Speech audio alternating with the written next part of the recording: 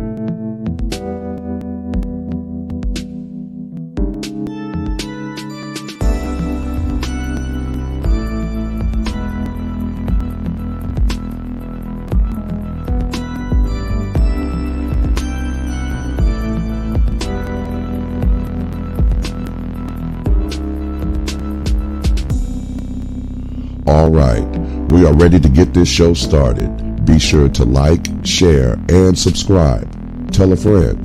There will always be a perspective or some advice that someone can benefit from and use. Now, here's your host of the show, Char Willie.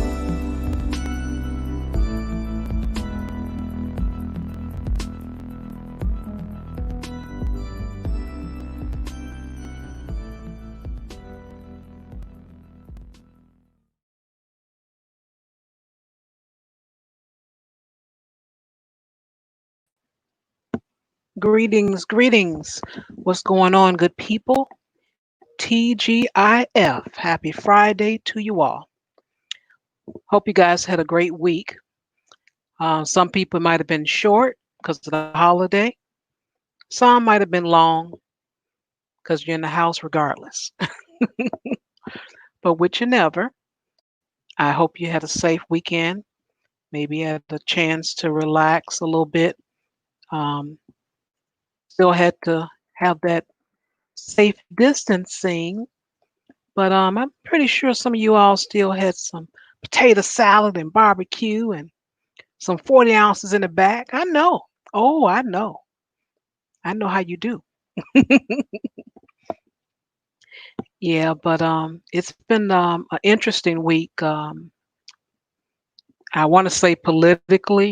Well, yeah, I'm going to say politically, but I really hate that what has happened. I really don't even want to talk about it. I really don't. I've talked about it this week enough. But I will say that I'm looking forward to people being more active and things changing now. I really do. That's what I'm looking for. And what else I got to say? So I brought myself down. Mm, mm, mm. I need to go get some wine. Maybe that's what I need now. That'll cheer me up. No, but I got some good old water. I got to get my intake in. So no wine for me tonight.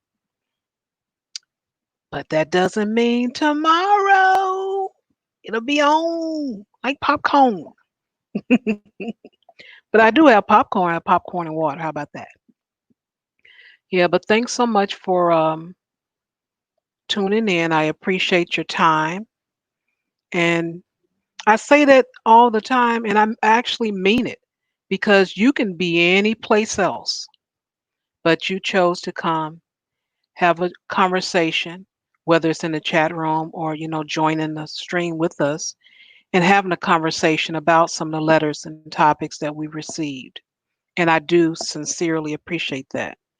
That is support.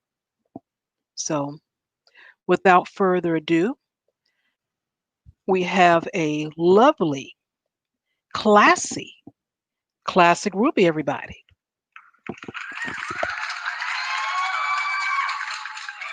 Good evening, and welcome to the show. Yeah, no. Good evening, and TGIF to you as well. Thank you so much. And I hope Well, you're doing well. You had ugh, a pretty pleasant week, I'm hoping. you know what? As I can say this, in Canada, at least it's been relatively warm, right? I mean, it was so hot actually the start of the week that like there was like a weather advisory because it was so humid. The humidex was so high. So I mean, at least it's warm in Canada, right? I mean, it's Canada, so that's all you can hope for. Is a little bit of warmth. Yeah. People are going crazy, a little bit crazy in Canada, but at least it's warm. So I'm happy. I got my doors open at night. Like, well, not like like I have the balcony door, and so I can keep that open all night. Let some fresh air come in since you're not getting out there as much to breathe in the fresh air. So, I'm enjoying that part at least. Okay. Hmm. There's something that I forgot to mention, and when I had reviewed part of last week's show, I had missed a part in the beginning where someone had mentioned that they were having a hard time getting their unemployment. And I think it was, let's see, who was it? I think it was a male. But whomever it was, I want to tell you all if you get denied the first time, do not stop there. Apply again. And I have been reading about many people being denied the first time and they're encouraged to apply again because, and it's weird, but this is how it was explained. Some people are not actually eligible the regular way, but because of what's going on, they're they are eligible for the stimulus. So they have to get denied the first time, so they come back a second time and get the stimulus. Mm. I don't have anything to do with the system. This is just what I read from many of people. So if you got denied the first time, try again. You Even if think you they would denied the second streamline that? time. Like, you think they'd streamline that Well, process though, since they came up with it?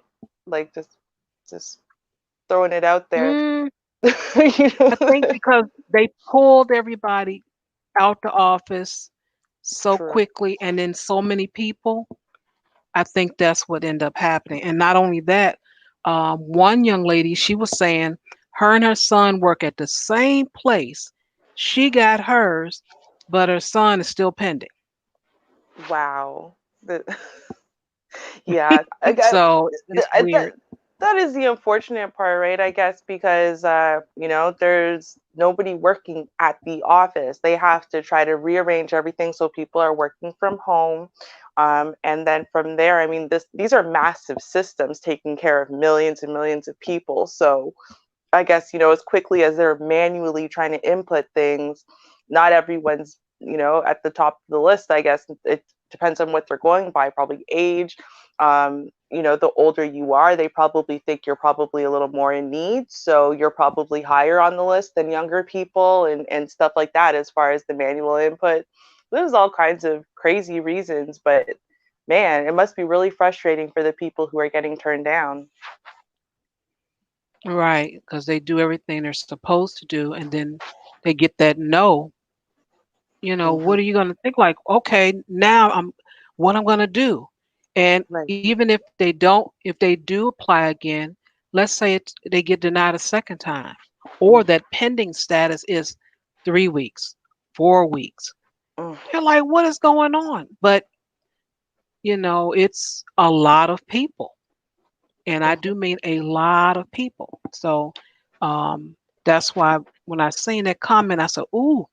I said, I'm sure I hate that I missed it because I would have said something then. But Mhm. I'm telling you, please, please, please apply again because they're going to give you that back pay. And I call it back pay because if you apply, let's see, this is May 29th. If you apply, let's say May 1st and you were denied, and you applied again, let's say today, and you don't get it to June 15th, it goes all the way back. So, Mhm. don't worry about that. If your bills are a little late, they're just going to be a little late. It's all right. You'll get that money. So please go ahead and reapply however many times that you need to do. Right. Mm.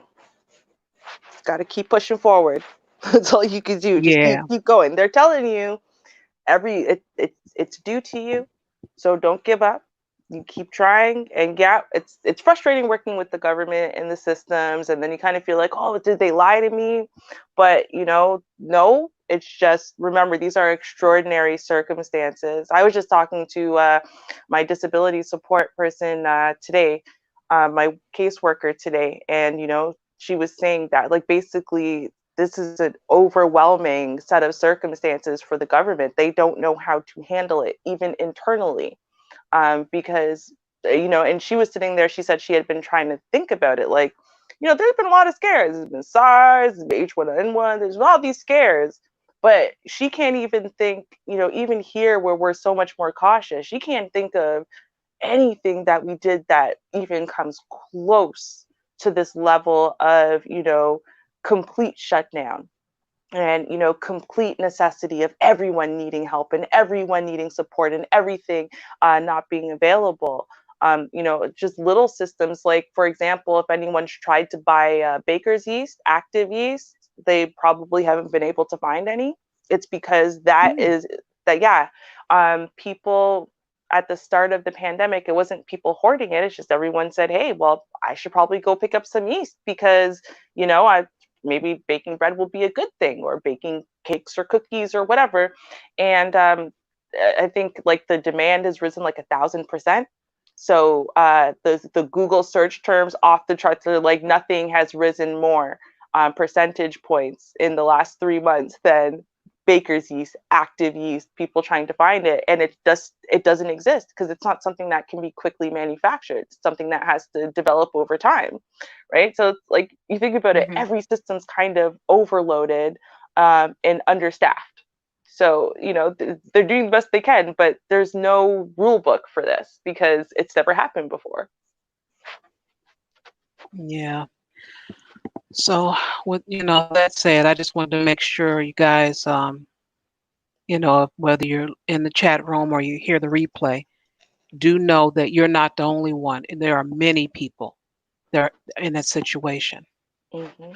And Poetic Tales, that's a story or a topic that I would probably do 8 hours as far as the people that do the right thing and supposed to get something, ones that don't or delayed. So I know all about that. All right. So I am going to go ahead and get into the topic here. Ooh. Let's see. Um, well, I say the topic a wicked woman only because of what this person um, is doing. And I was a little heated with this person.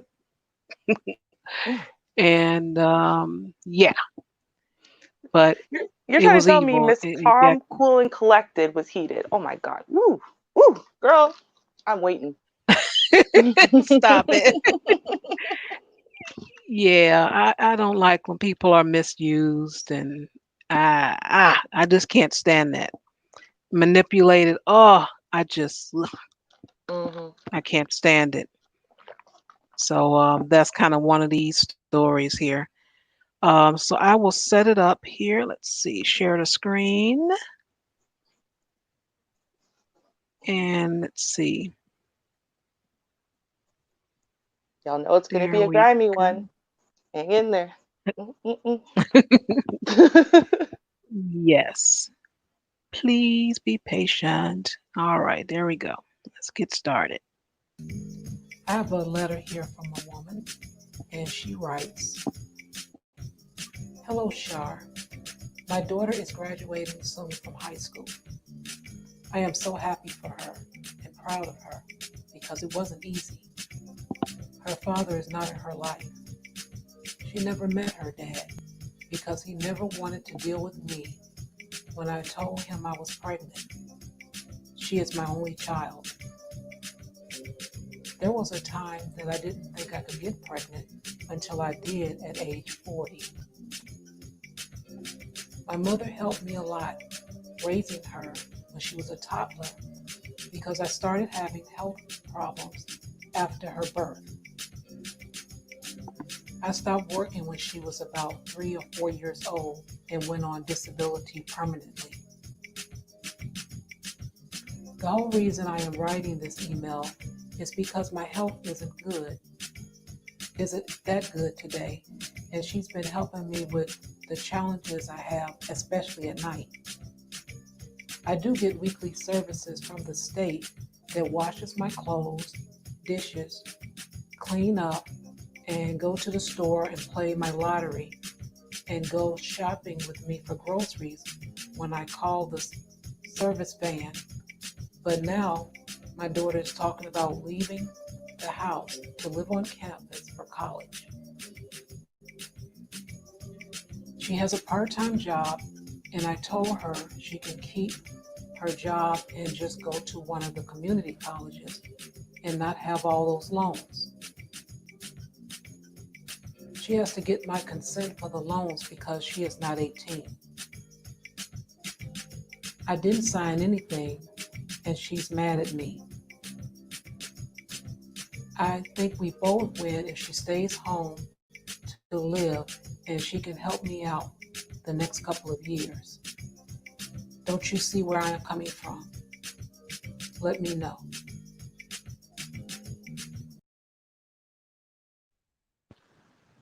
Wow. All right.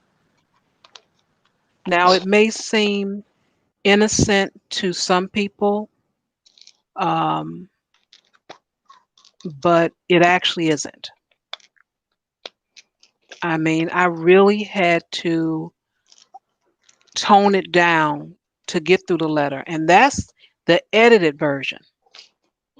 And I took all the out, and you know what I mean, and you know how hard it is, and all this other stuff. But hopefully, you all can get the gist of it. What Hmm. did you hear of the letter? And if it's anything that's missing, I will definitely tell you. Oh, I can imagine how hard it must be and whatever. I am a person who suffers from several chronic conditions that make life very difficult for me. So I get it. Oh, it's so hard, blah blah blah. I just don't see why that's her daughter's problem.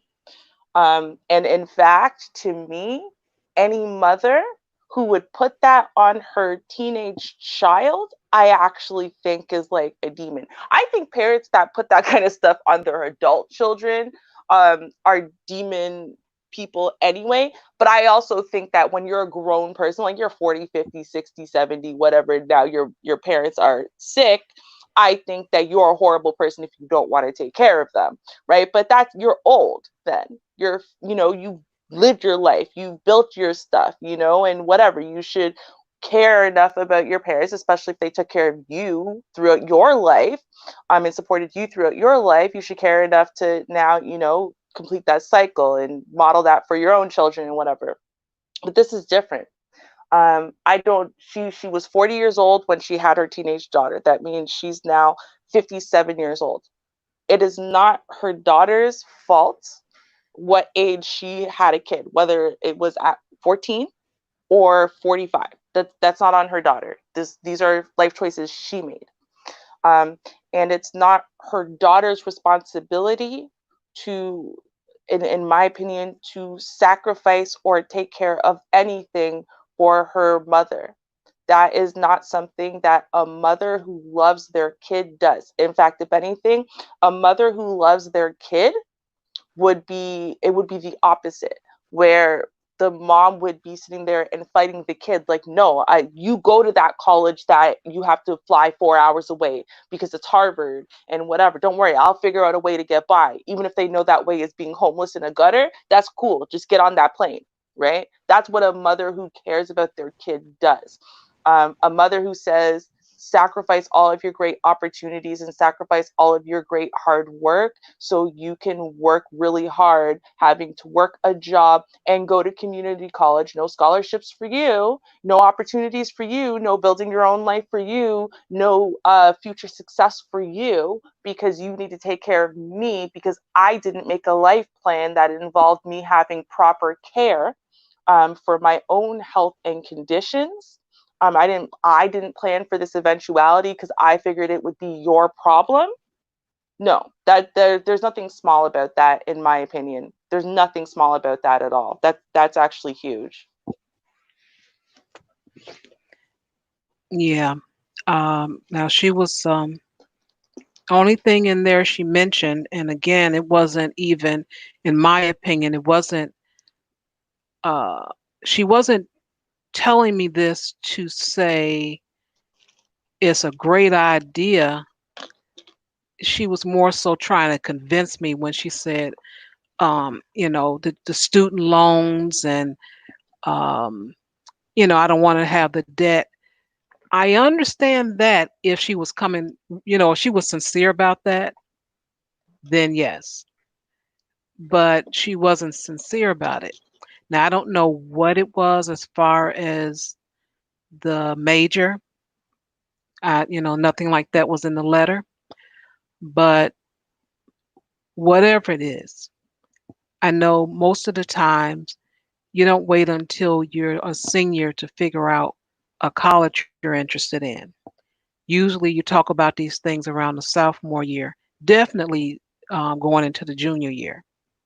Hmm. So I know there were some discussions, um, and paperwork, testing, maybe even visits, because I know that happened with my goddaughter. You actually can go and visit some of the schools that you're Hmm. interested in, Yeah. especially by being in another state. Hmm. So, or city. So I'm just thinking to myself, okay, I hear what you're saying, but it's not your daughter's responsibility to be around for you. Hmm. She even mentioned that it will work out best for both of us. I said, wow. Right. But no, but that's not She even should. true. Because how does it work out best for any student to literally have all of their time, energy, and effort consumed by taking care of their mother and working a job when that isn't their only option? Right. So, because what it sounds like to me, actually, Shar, is that this girl which is what her mom never planned on. Her mom never planned on her daughter doing well enough in school that she would get a partial or full scholarship of any kind. And that's what ended up happening. She got accepted to some school. She got some type of partial, scholarship. She would only have to get loans for a small amount of whatever it is that she would need, maybe for the dorm and food or something, right? And her mom never expected that her daughter leaving would ever be an option. Therefore, they never discussed it. And then that option came up. And rather than be happy for her daughter to have that opportunity, she wants to take it away. And so she is masking it by making it sound like, oh, well, wouldn't this be best? No, there's no one who has Uh-huh. ever gone to college, no one who has ever gone to college who would say that if you had the opportunity to not have to work damn near full-time hours for you to be able to pay for yourself while you were at school, and you could just focus on getting an education and excelling at that, no one would say, and having a social life and developing socially and making those important connections with people. Like, man, I'm still upset I didn't there's no sororities here. I'm still upset to this day because all I ever wanted to do was get into university, be in a sorority. But the point is you don't have those options if you're just working and going to some community college down the road. She wants to take every option away from her daughter, so that way her daughter can go to school, work, come home, and between trying to study, take care of her. No, that is there's no one wins in that but her. Nobody wins but her.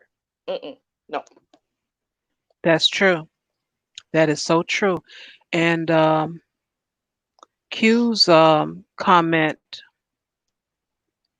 is what I mentioned when I answered her. Now, I want you guys to think about this because this is what I thought about when I, received the original letter. I'm like, okay, lady. Now, Sanford and Son, the son name is Lamont. And I was a little girl when it came out.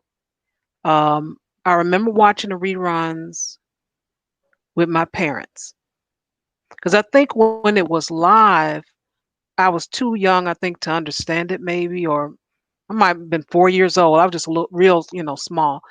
So I remember 12 watching this, and it bothered me.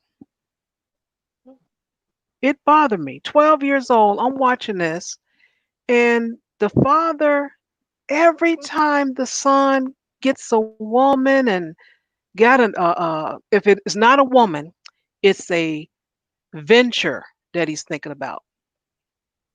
It's always something, and he always sabotages his son. Mm, And I remember, mentioning it to my mom. I'm like, what is this? Why would he do that? I do not remember what her response was. All I know, something was wrong and I didn't like it. So I really didn't like the show after that. Once I started seeing how he would, now as far as him calling the son a big dummy, I didn't care for that either, but it didn't affect me watching it like it did when he sabotaged his son from mm, ever leaving. mm-hmm. And I told that or mentioned that to the letter, the lady in the for the video. I mentioned that to her. Yeah. Now, you that's why I title it "Wicked Woman" because that's really wicked. Mm-hmm. That's a wicked thing to do.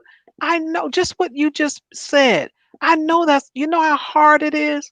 I lived that going to school full time. I think it was I don't know if I had 16 credits. I don't remember. All I know was full time Mm-hmm. and a part-time job Mm-hmm. and study, social life, all of Right. those things. Mm-hmm. I Mm-hmm. mean, it wasn't that much time left. By the time I got home, finished everything, maybe, and just Right. maybe I might have had an hour, maybe. And at that time, I was able to study, do my homework with the TV down low. So I'm watching TV, doing homework, studying, even can carry a conversation on the phone. Mhm. But I don't know, if that young lady can juggle that, but it's still, she shouldn't have to. That's not for her to do, to be able to do all that at home, have her life so she can squeeze her mom in, or I should have said it the other way, be there for a mom and squeeze her life in. Right. Right. And to be clear, like my mom was a teen mom. Um and there's a lot of other things happen between me and my mother. But when I didn't graduate from high school. So when you are past 21, you can apply to college, which for us is like a 2 year, I guess you guys would call it an associate's degree or whatever. And then that college degree could get you into like a university.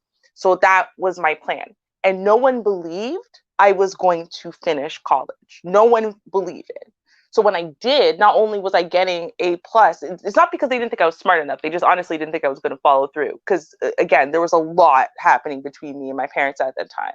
So I think it was at the end of my complete first year where I had an A plus average, like a 98 average or something, that it suddenly dawned on everyone I was really serious because I knew what I wanted to do. Um, and everything started changing, and they threw this big graduation party for me when like literally I was second in line for valedictorian. I'm still annoyed I didn't get it, but anyway.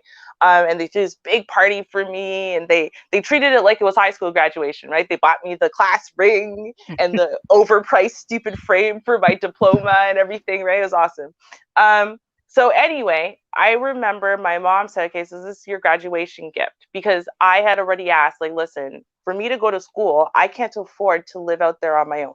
I can't. It's the cost of living here is too high. So if I can live here and, just I'll take my old room, whatever, and then during the summers I will work.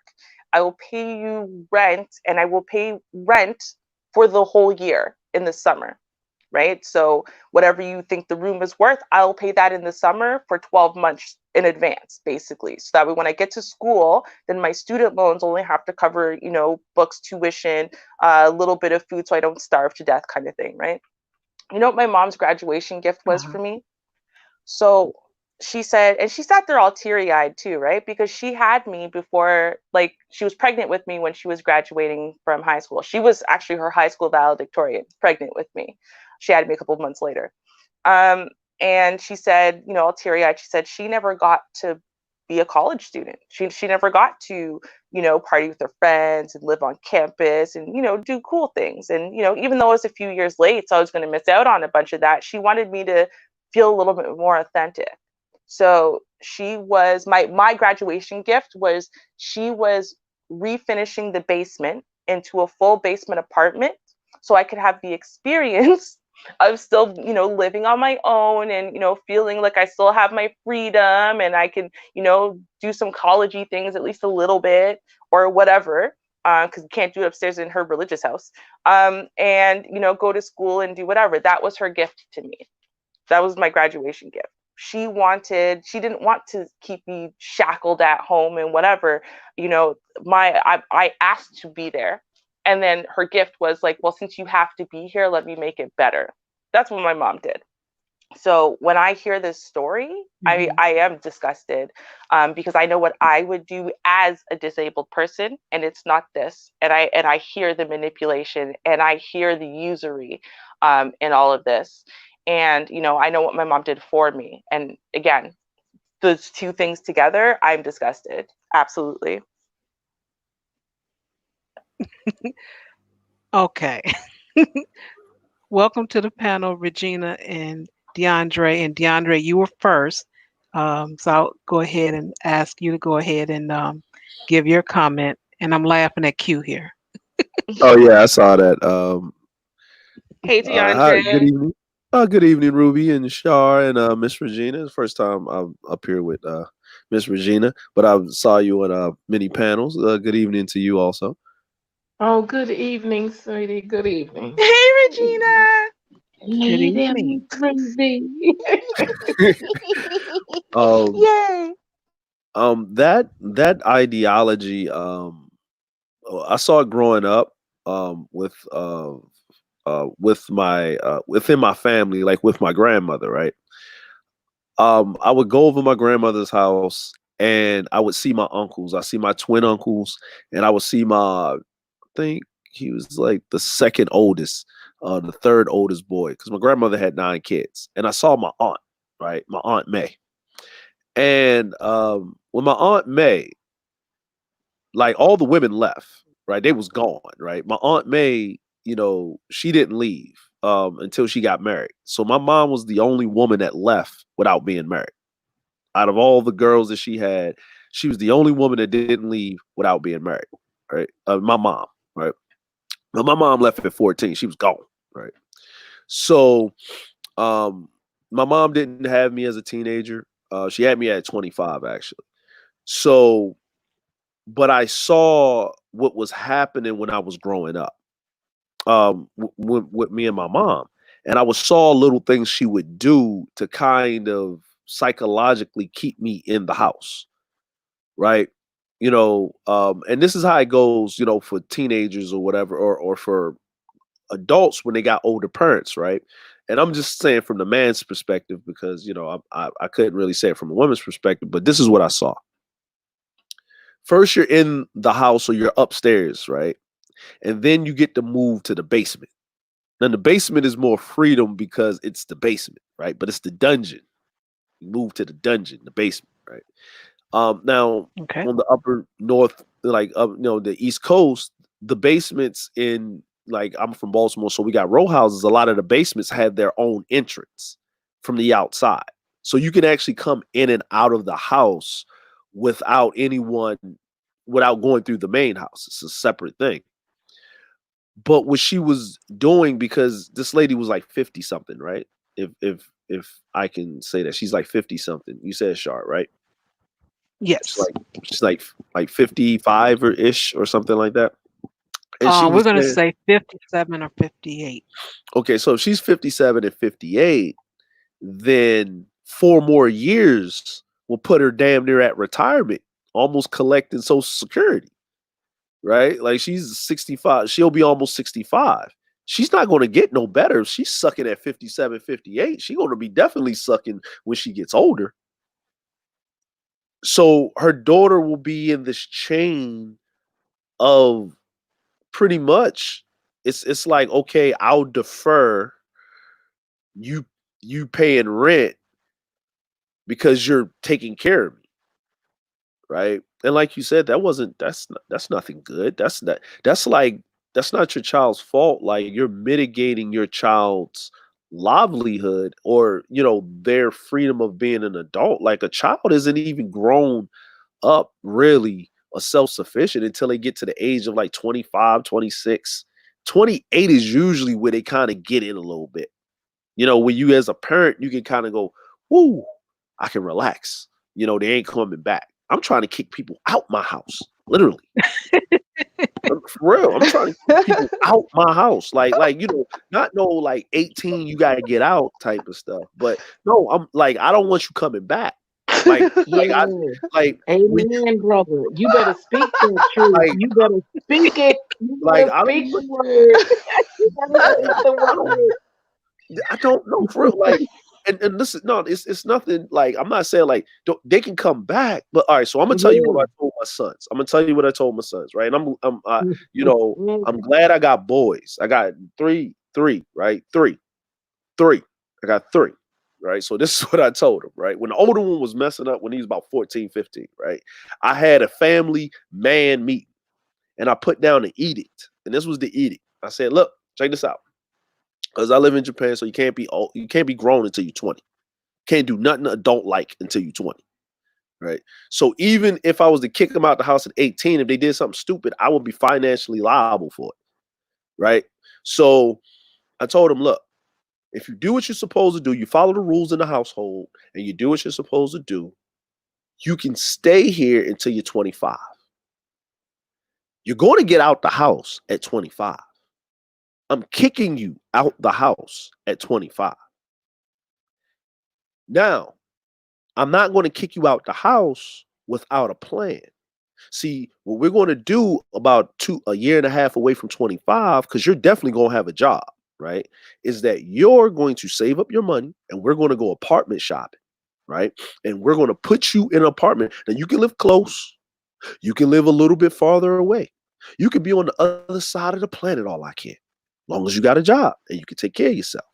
Now, if something happens and you need a reset, you're allowed to come back for 6 months on the first reset, right? It's like bankruptcy, right? I call it bankruptcy, life bankruptcy. Get a reset. The second time, you get 3 months. And the third time, you get 45 days. Now, if I've done my job as a parent, you ain't trying to come back. You ain't trying to come back.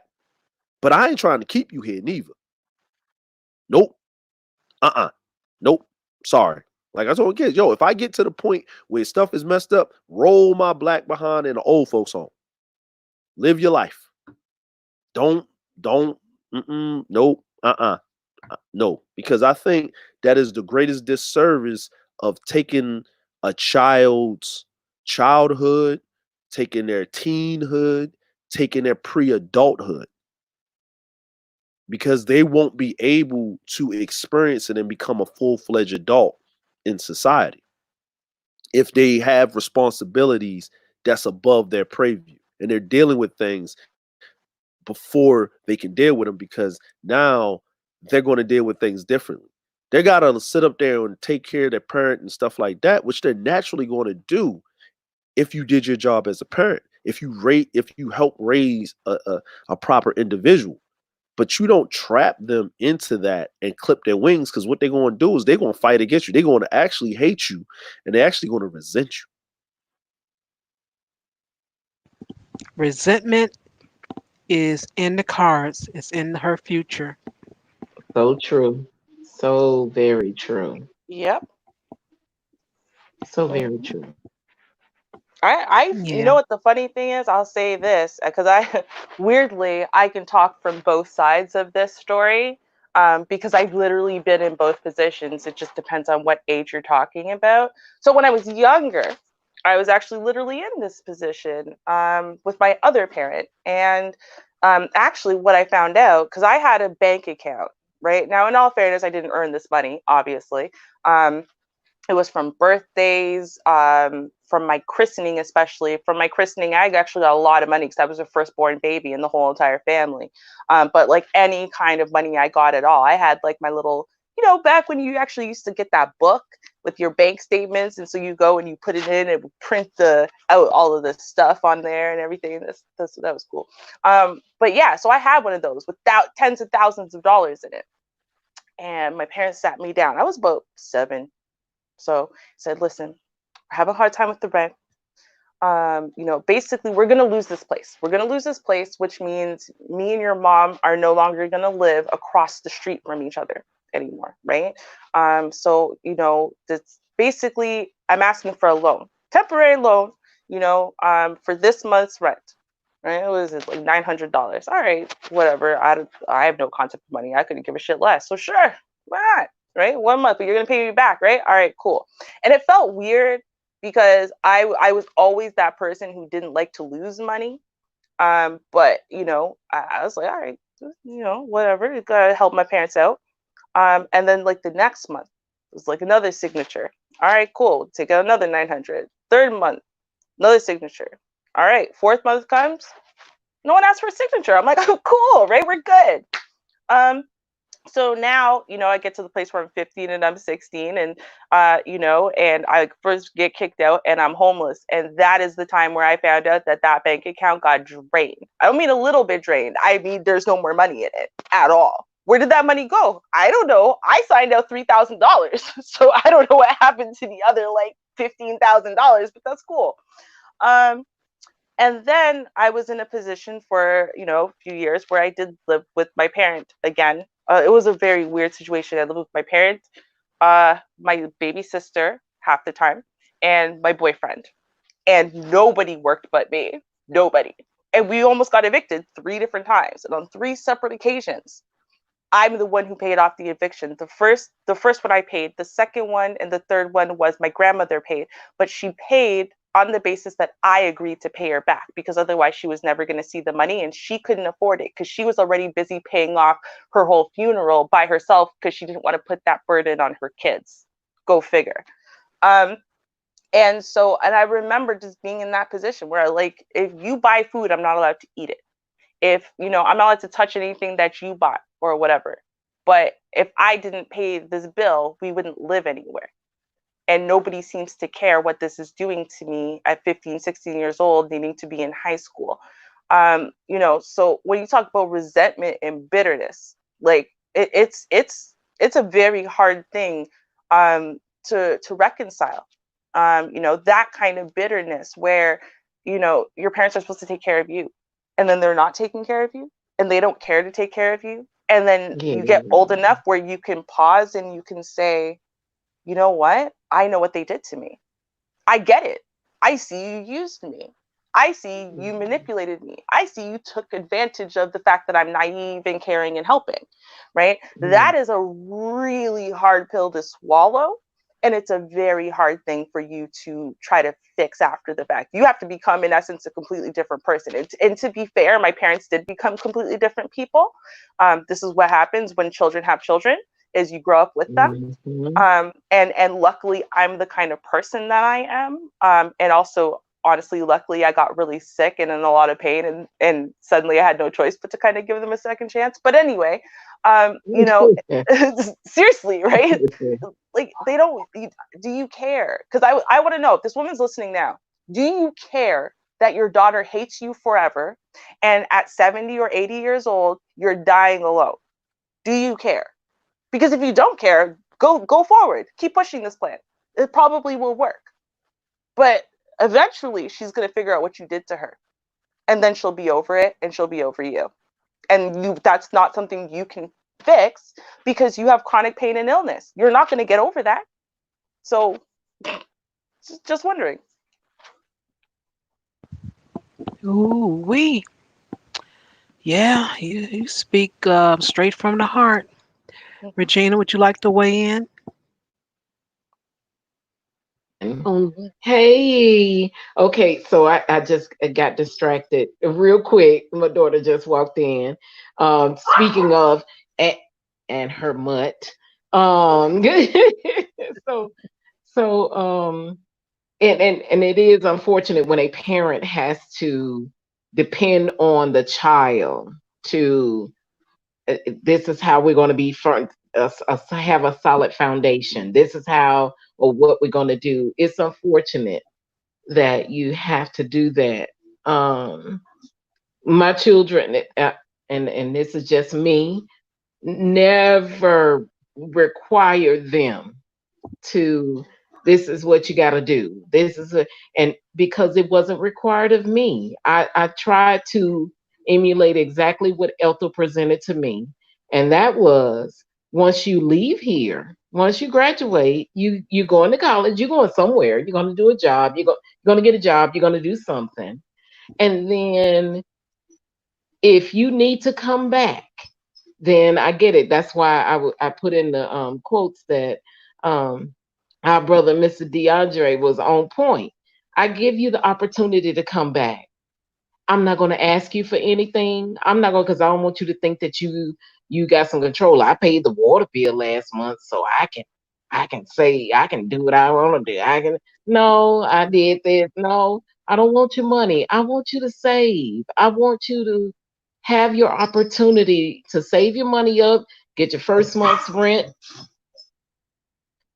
get the deposit, whatever you need to do for you to move on. This is not where you need to be. We can't live together, especially them girls. Okay, so never mind that. And because my son is my boy, but for the most part, this is not where you need to be as a child. Ethel showed that to me early on. You can I can connect with you on certain things, but we can't at a certain level. And if that means that I can let you come and stay, do what you need to do, save up your money, move on, that's a good thing. And actually, just blessed to be able to be in that situation and have that scenario happening. Now it may not be by choice for a couple of them, but it's by force. And so, and if that's what needs to happen, that's what needs to happen. Yeah. But I shouldn't. I hope that nobody ever thinks that I'm dependent on their finances to create a stable household ever. I still got to live, even if you're not here. I still have to make a living. I still have to provide a roof over my head. I still have to do electric. I still have to, it has nothing to do with your contribution. Yes, I want it because I know you need to have some type of um, investment in it. At first, I didn't know. At first, when I started at first, I didn't ask for anything. And then later I ended up asking. I'm like, okay, if you're gonna be here for about 4 more years, then we need to go ahead and start asking for money now. That's Yeah, because they have to yeah. pay wherever they're going to go. Might as well Wherever they learn. go from here, yeah. And I don't want to Mhm. spoil you and make you think that just because you're here with mama, you got this opportunity to just you don't have to really contribute financially. Now wherever you go, you're going to have to contribute in some form. And I even had to tell my middle daughter that, because she's on this thing of um I can just go and do and whatever, but baby, it's going to be a cost. Either you're going to be giving up your body, you're going to be giving up something. It a friend of mine said years ago, everything got a price tag on it. You ain't gonna ever be somewhere where you can just sit and you're okay. They're gonna just allow you to just stay there and you eating and you bringing elbows and assholes, as I was told before. You bringing elbows to the table and you eating and shitting. That's all you doing, elbows and assholes. No, that's no, I know because you that's an gonna old term, but I haven't heard it before. That's what yeah, it is. That's what it is. elbows and I can assholes. That's what you tell. bring. That's what you bring. Like Can we that. can we No, that's address a what it is. comment from the chat? It's Yeah, something that Sure. Q497 said. Where he said, he's hearing all these reasons to put kids out, but what about the economy? This is why Black people need more businesses so we can hire our own. We are usually the first to be laid off in times like these. um, which I think brings up a good point, which is that, and you do hear it a lot more in our community overall, right? There's this concept of putting our kids out of the house at certain, ages, right? I mean, in Jamaica, for example, like, by 18, like, if you haven't left your house by 18, like, you're geriatric at that point. What the hell are you still doing at home, right? Like, people are leaving the house Uh-uh. at 14, 15, 16, right? My stepfather left his house at 15 years old, went and started his plumbing business and whatever. So, but so you do hear that a lot, where there seems to be a discrepancy between us and maybe other communities, where other communities are less concerned about putting their kids out, and more concerned about them achieving while they're at home. Like, they would rather keep them home for a much longer time, but make sure yeah. that they're achieving while they're there. So, They're especially there. to DeAndre, you know. Yeah. Yeah. No, Yeah. I was no, I'm with it. That's why I said make sure they're prepared, right? That's why it was That's right. that's why I said that it was imperative. And look, I was with the 18, get the hell out, because I was out the house at 14, but because that was told to me, Mhm. right? Right. You know what I mean? Like, and like Miss Regina said, like, she didn't believe in all of that because she was just going by it wasn't done to her. So, those that was passed down. But see, here's the thing, right? Um, in our community, right? Especially the Black community and stuff like that, and even in Jamaica, right? A lot of our thought processes on how we govern our children and our offspring comes from, I'm sorry to say this, but it's true, is slavery, right? Mhm. When Yep. when an Yep. able-bodied person, especially a man, right, 14, 15 years of age, he's able-bodied. He's an adult. Because we're talking about back in the day, like I remember my grandparents, they were like, well, my uncle's grandparents, and we call them our grandparents. You know, he married, his wife, my grandfather, I call him my grandfather too, but he married his wife when she was like 15, like 14, 15. He was 20, right? That was normal. They were married for 50 years, right? So that means that coming from the South, in the South, it wasn't unheard of being 14, 15 years old, not going to school anymore, working, 12 years old, working.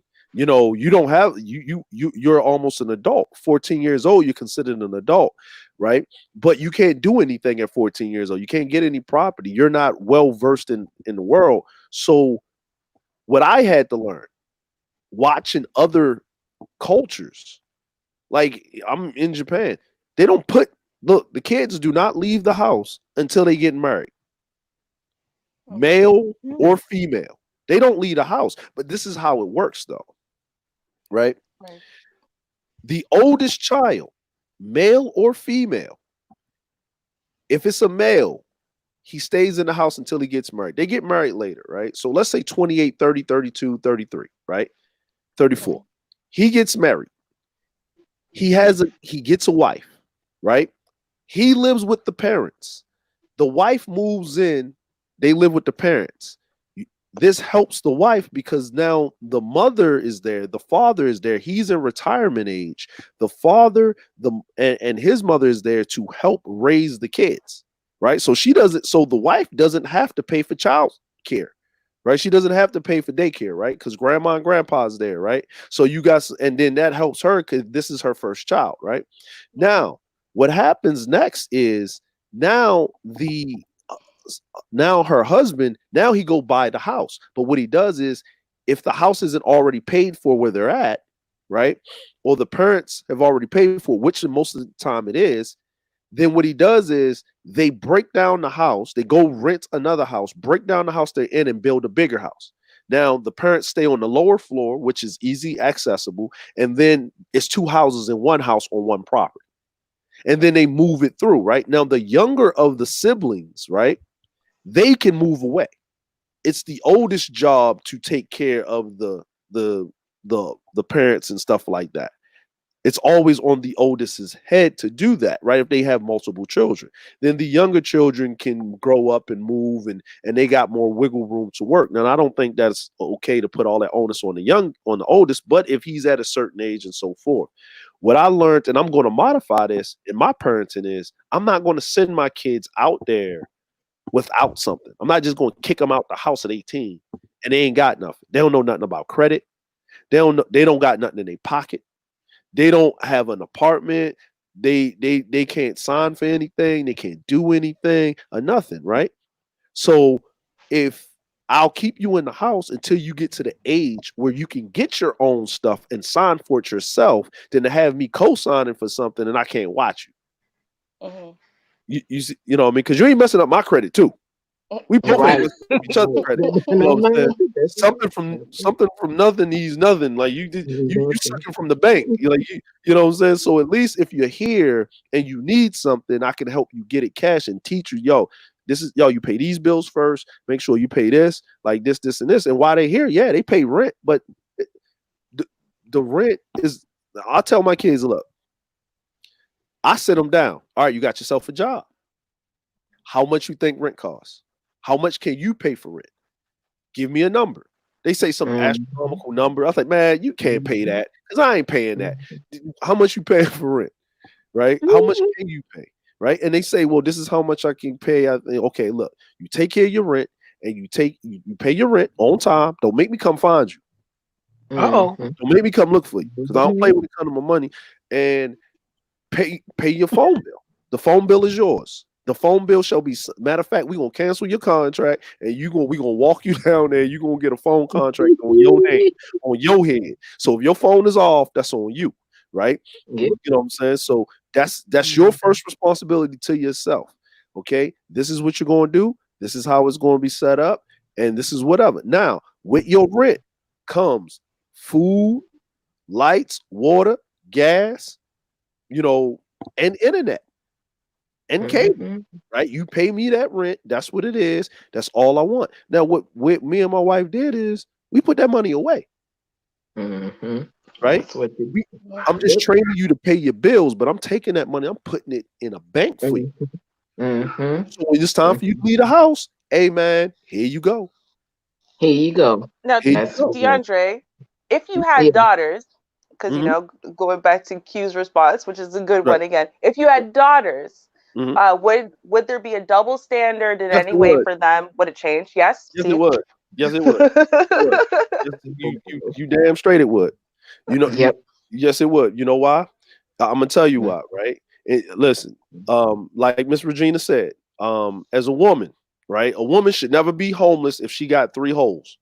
Never. That's right. But she shouldn't have to deal. She shouldn't have to go and do that, right? As a man, you got to provide for something. You got to show that you can provide for something and do something. But as a woman,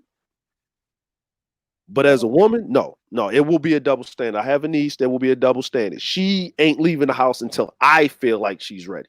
Like, you know what I mean? Mm, I think she gonna need a blue belt in jujitsu or something. She gonna need to get some. I'm serious. You know what I'm saying? I'm serious because I'm a man and I understand what it is. Is there a double standard in life? Yes, it is. Because if she get pregnant, she's off the shelf for 9 months, and for the rest of her life, even you know what I mean. So no, you no, no. If you live in, if she's gonna move, she need a roommate. She mm. need a roommate. She needs somebody there. I don't want to live in by herself. Nothing like that. She gonna live with in arm's distance or whatever. Now she'll get her own area, like in the house or whatever. How we how we make it and stuff like that. But she ain't gonna last too much longer in the house because, like Miss Regina said, my son he can stay. She got to go because I already look. Listen, they all cute until they get to be about that age where then you start getting that butt in the heads and all that energy going back and forth. Nah, nope. She gonna stay as long as possible. If I had a daughter, yes, as long as she as possible, and I would preferably have a date. And then if she got a fiance and they get married, then yeah, and then the door and then her room still will be open just in case Mm. Mhm. stupid stuff happens. Hmm. You and you know something, and DeAndre, it's crazy you should say that because for me, the initial was you need to go, and because I knew what I made in my children, and I knew how our spirits would connect. Mm. I knew with certain ones I could live with and ones I could not. And that's honest. I'm Mhm. telling you that's straight honest. Mhm. If if I knew when I knew that I could not live with it, because I know my mother, I know Ethel probably said, "Oh Lord, it is still is," and um, Ethel probably could not deal with me once I graduated college or even high school, and then went away to college and came back. It was just certain dynamics that just couldn't happen, and that's a woman thing too, though. Yes. That's not a daddy daughter thing. That's a mama daughter thing. Oh yeah, I Yes. know. Um, I know. Mhm. where you realize, Yeah. No, the she Gilmore Girls does her not exist in real life. Let's be Uh, real. Like right, that's right, right, yeah. right, right, right. th- Like her, Yeah. okay, girlfriend, I'm gonna need you to go. No, so that is true. That is true. but then it's a blessing. Okay, so we get to learn each other. We get chance to, and but that part of her being an adult and the way she wants to converse and things like that it, that plays a major part because I'm still your mama and you can't talk. I ain't your girl. I Hmm. know we probably living together, and that was my thing. I didn't have an Mm. opportunity even when I moved back home after being 25, having a child, and moving, living on my own in Texas, and then moving back to Chicago in '93, when the child was 1.5 years old. There was still a part that you just don't connect with the parent. There's is females, and I'm speaking seriously for females right now. But I think the statement was as far as I wanted to address that part. Really, I really did want to address that. I think it was Q who said something, and you read it, Oh, like, because he Ruby. said, you mean the last thing where he said, like, his sister, for example, his parents wouldn't co-sign nothing for him, but they co-signed for his sister, even though she was 10 years older. So it was like, Yeah, there's this double standard here. right, and that's going to be there, unfortunately. I, I was adopted. My mother had her children, and her children were having children when they adopted me. So those individuals, the children and the grandchildren, felt that okay, she getting too much more, and that's everybody's going to have that. I don't care what generational or even race that you present that to. Everybody's going to think that the previous generation or the generation before them had it, or the generation after them, I'm sorry, had it better. No, They're but going to it's think true. that. They do. They They legitimately really do. think that No, just they have it because better. I don't care. My sister had it better. Okay. yeah, Hey, she listen. had it better. Yeah, everybody thinks that. Yeah, Hey, and they think that okay, Regina, she came and she was the adopted one, and they're trying to give her everything, and it was like you were afforded the same thing just because you chose to go to the military, just because you chose to do that doesn't mean that you didn't have the opportunity to go to college. So yeah, yeah, it is the exact same thing. Well, She I will thinks say I though, am a Regina, Hitler. in all Um, fairness, um, there are actually discrepancies, and it normally actually has to do with so like the older you are, normally there is more pressure on you. It doesn't matter the culture. That's just what it is because this is your trial kid, right? So this is the kid that you really can't screw up because it's the first one. By the time you get to child 5 or 6, you're a lot more relaxed and you're willing to let a lot more things go. Why? Because you know that they won't just shatter into a million pieces as soon as something goes wrong. So right. there's that factor. But there is also the factor that normally as people age, they become more established in life, right? So and then they're Mm-hmm. actually more relaxed. They can actually spend more quality time with their kids because they're not busy trying to establish themselves and a safety net and this and that and trying to figure out what the hell marriage is about and all the things that bring stress into families and into individuals. So by the time you get to the youngest kids, I mean, I know people that were like the middle child in their family. So they kind of Mm-hmm. understand the eldest's perspective and the youngest perspective because they got to catch the tail end of the worst of Oh their my God. parents and they got to see the best of their parents with their youngest siblings and they get to say, yeah, no, there was a change. It was definitely there. Like, Yes. daddy used to be an Yes. asshole, now he's a big softy. What the hell, right? Like they get to watch that happen. So Right. Oh my goodness. It's Yes, life. so true. Yeah, yeah. I get it. I get it. All And oh right. my goodness, I've been called out. Oh my goodness. I I'm Oh, was just spoiled. saying. Yeah, you No, know no, what? Ms. You Regina, I'm know gonna say what? I this. was a daddy's girl. Yes, Look, you y'all. were. See? Yeah, yeah, no, but see, My daddy look. When I knew my daddy love, I knew it, and and even though he was not my biological Mm-hmm. father, y'all, Mm-hmm. yeah, See? even You at see it?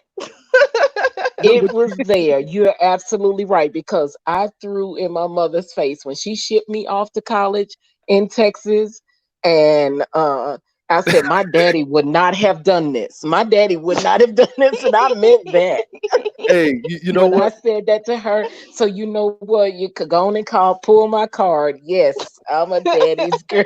There you But, go. but you know what, you know what, Ms. Regina, like that's is something that is it's apparent. Like I look at it with my kids, right? Like with what I'm saying with my kids, right? And when I look at it with my kids, um, Mhm. the older one, he had to do a lot of sacrifices because it was me and my wife working at the same time.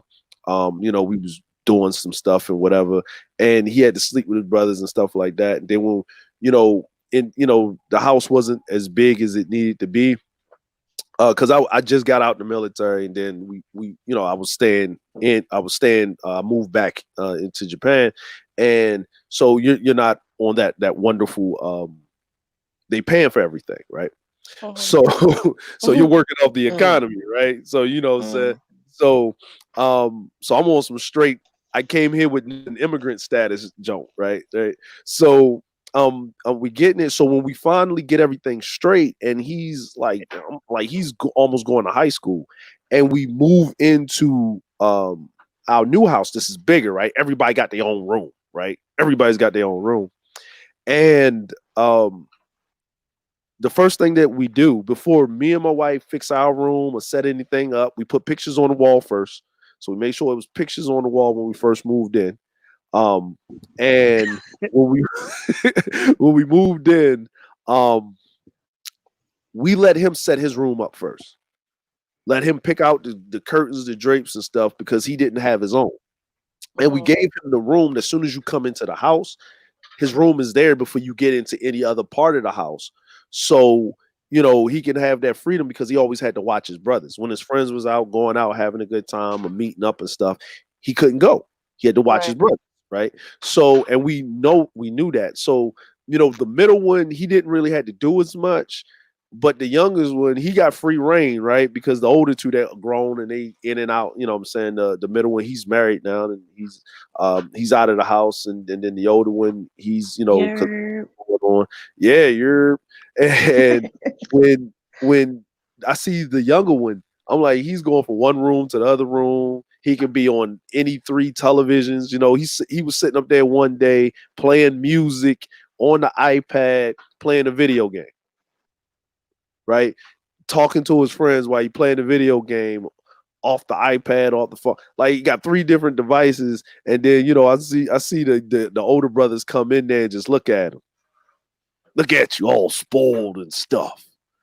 Look at you. We had to share a PlayStation.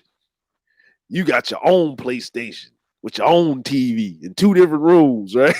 Like, but it's that as a parent, it gets easier and easier as you do something, right? It's your first child. You either baby them too much or you can't be yeah. around them because you're so busy trying to provide for them with this economy all messed up. Yep.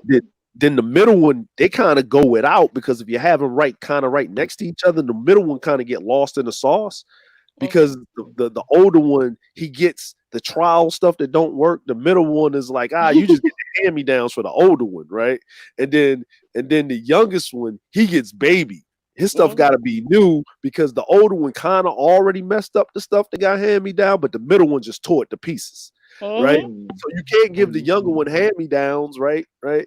And then you find out that the younger one is actually taller than the older two, right? So he can't like it's just like it gets to that dynamic where people say, I treat all my children equally. You're lying. It's You Lies. can't. never happened. Lies. Never happened. Lie. You you never Let me try, interrupt here for but a you moment. try. You give it the old college try. You yeah, you try. But you failed. You failed, parents. You failed. You I'm try. going to interject here. I'm going to welcome Rice to the panel. Welcome, Oh, Hey, Rice. Hey, Char. Hey, Ruby. Hey, DeAndre. Hey, Regina. All I hey. right, wanted all to. right. long time, girl. Long time. I Glad you're know. up here. I wanted to give my input real quick before the baby wake up. Yay. Yes, come on in. So in my situation, I don't want to project like my situation is everybody else's situation. So with my situation, like my mom was adopted too, and I find that I don't know what it is with adopted people, but in my situation from my mom, it seemed like she was very selfish because of that. So everything is was about her. It wasn't about her children, whether it was me or my brother. Even though my brother was the favorite, and may he rest in peace, because not because of her, he's dead now. So, and that's that codependency thing where, you know, you like you guys are talking about spoiling children and stuff to the point where they become codependent on you. So when you do get a new partner, like a, a partner as in not our biological father, it can become a problem if you stand back and let certain things happen, such as let your new man attack your children with weapons, things like that. Let your new man abuse your children, things like that. So in my situation, I found that my mom was very selfish, and I feel like it has a lot to do with her being adopted, although she did come across her biological family, which is my biological auntie and uncle and grandfather and things like that. And I do see that because of that, she's very selfish. Like nothing was ever about us; it was about her. What I She used to take me with her to go cheat on my stepdad a lot, to go trick, to go make money, to go take me to. She would take me to dudes' houses. I would be sitting there, mice would be running across the room, eek, eek, eek, while she's upstairs getting banged for money. And then we'll leave out like nothing happened. That's selfish. You're not thinking about your children, you're thinking about you. So now that my brother's gone, all of a sudden she wants somebody to feel sympathy for her, but it's your fault. You stood back and let your dude attack my brother with a knife. You guys threw him out in a pandemic. This is the coronavirus. You know he has nowhere to go, even though he do have places to go. He only wanted to be around my mom because they was that close. Mother and son relationship. And it made him depressed. Yes, my brother was on drugs, which exemplifies how you feel inside, you know. So when these few people that don't even know each other messaged me on Facebook saying your brother was depressed because what your mom allowed and he wanted to kill himself, I knew it was true because my brother used to say it on his Facebook page a lot. So this is her fault. She stood back and did nothing. She allowed her dude to do whatever, and I've been telling my brother for years and years, get away from them. Visit her, call her, text her. Don't go over there. If you do, just visit. Don't live with them. I'm telling you, they're going to be your downfall because I know how they treated me and abused me. They do the same thing. She allows him to do the same thing to you, but you don't look at it like that because she treats you better than she treat me. And my stepbrother is living with them. He's been living with them for years, right? And he thinks everything is all good because my mom's husband is his father. So he thinks everything is good and it's not, but he's a part of the problem too, because he really don't want my mom in the picture. So it's like a battle, it's like a whole bunch of drama over there. They can barely keep their lights on. They always begging people for this, begging people for that. But my thing is going back to what DeAndre said, when you treat your children right, they treat you right when you get older. It's no way in shape or form am I going to want to take care of them or deal with them in any type of way. I don't deal with them now, especially because of what happened to my brother. I don't deal with them now. And I'm really not because what you did to my brother was fucked up and I'm not God. I don't forgive. So I don't have time for that. So if you allow your own son to get abused, what you gonna do to mine? And when I told her that, see, I don't hold my tongue. When I told her that, she got mad and hung up on me. Yeah, that's where I hang up because you know what I'm saying is right.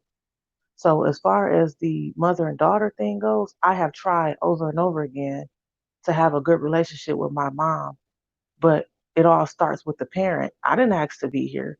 You know what I'm saying? So my relationship is not good with you because of you, not me. You have brought me around too many dudes. You have let your husband abuse us. We've been fighting him since we've been teenagers. That's a no-no. And at this point, I don't want to have nothing to do with y'all at all. And it's like you tried because I want Risen to know who his grandma is, but at the same time, I don't want him around those types of people, regardless of it's my mom or not. I don't want him around that. So what they don't understand, this is my last point I'm gonna make, and then I'm gonna let y'all go back. What they don't understand with me is that I'm not codependent like my brothers. I let that shit go many, many, many years ago. I'm not codependent. I can make it out here by myself. I don't need y'all. I don't need to live with y'all. I don't need to deal with y'all. I don't have to. I'm not my brothers. You're not going to use me or abuse me. I'm good on all of that shit. So when I hear people talk about how they got such a great family dynamic, I be like, wow, I wish I had that. But all I can do is make sure that Risen has that. Make sure that he don't have to beg people to. Can they? Hey, can I sleep on your couch? My parents tripping. She letting this dude abuse me. Hey, can I sleep on your couch? They tripping. I don't want him to be begging to live with people and sleep on their couch. That's not cool. I shouldn't have to. I shouldn't never have to do that. I shouldn't have to call other family members who don't even like you, so they don't like me, to sleep on their couch just to get through college. Like I shouldn't even have to do all of that. And now, since my brother's gone, she want to add sympathy. Well, what if this was your son? I was like, if that was my son, I wouldn't have never let nobody attack him with no weapon. I would. Oh, you would have jumped in? Yes, yes, I would have. You damn right, I would have jumped in. But that goes to show you how fucking selfish your ass is, because you don't give a fuck about us. You just care about yourself, like you've been doing. So anyway, I'm sorry for the long rant. It's all Y'all, right. It's right. Thank You you for know, All right. sharing. Thank Thank you you that, for for yeah, sharing. sharing. thank you so Damn. much. yeah, I'm really yeah. Yeah, sorry for your loss also. That's really rough. Yeah. Thanks, yeah. Ruby. I appreciate it. Yeah, it's rough because even though my brother was the favorite, I never was like, oh, I don't like you. Nah, because DeAndre met my brother. We did a panel together, and Wow. I never wanted to see him go out like that.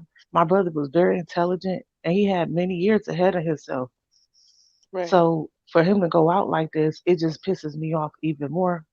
And that's why I don't want to have nothing to do with them, because y'all threw him out in the pandemic with nowhere to go, Mhm. which made him even depressed.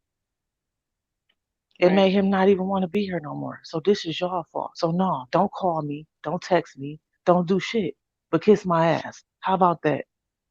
Girl, I don't Wow. blame you, and I will say that. I mean, your mom sounds like a classic case of borderline personality disorder, like to the Mhm. max.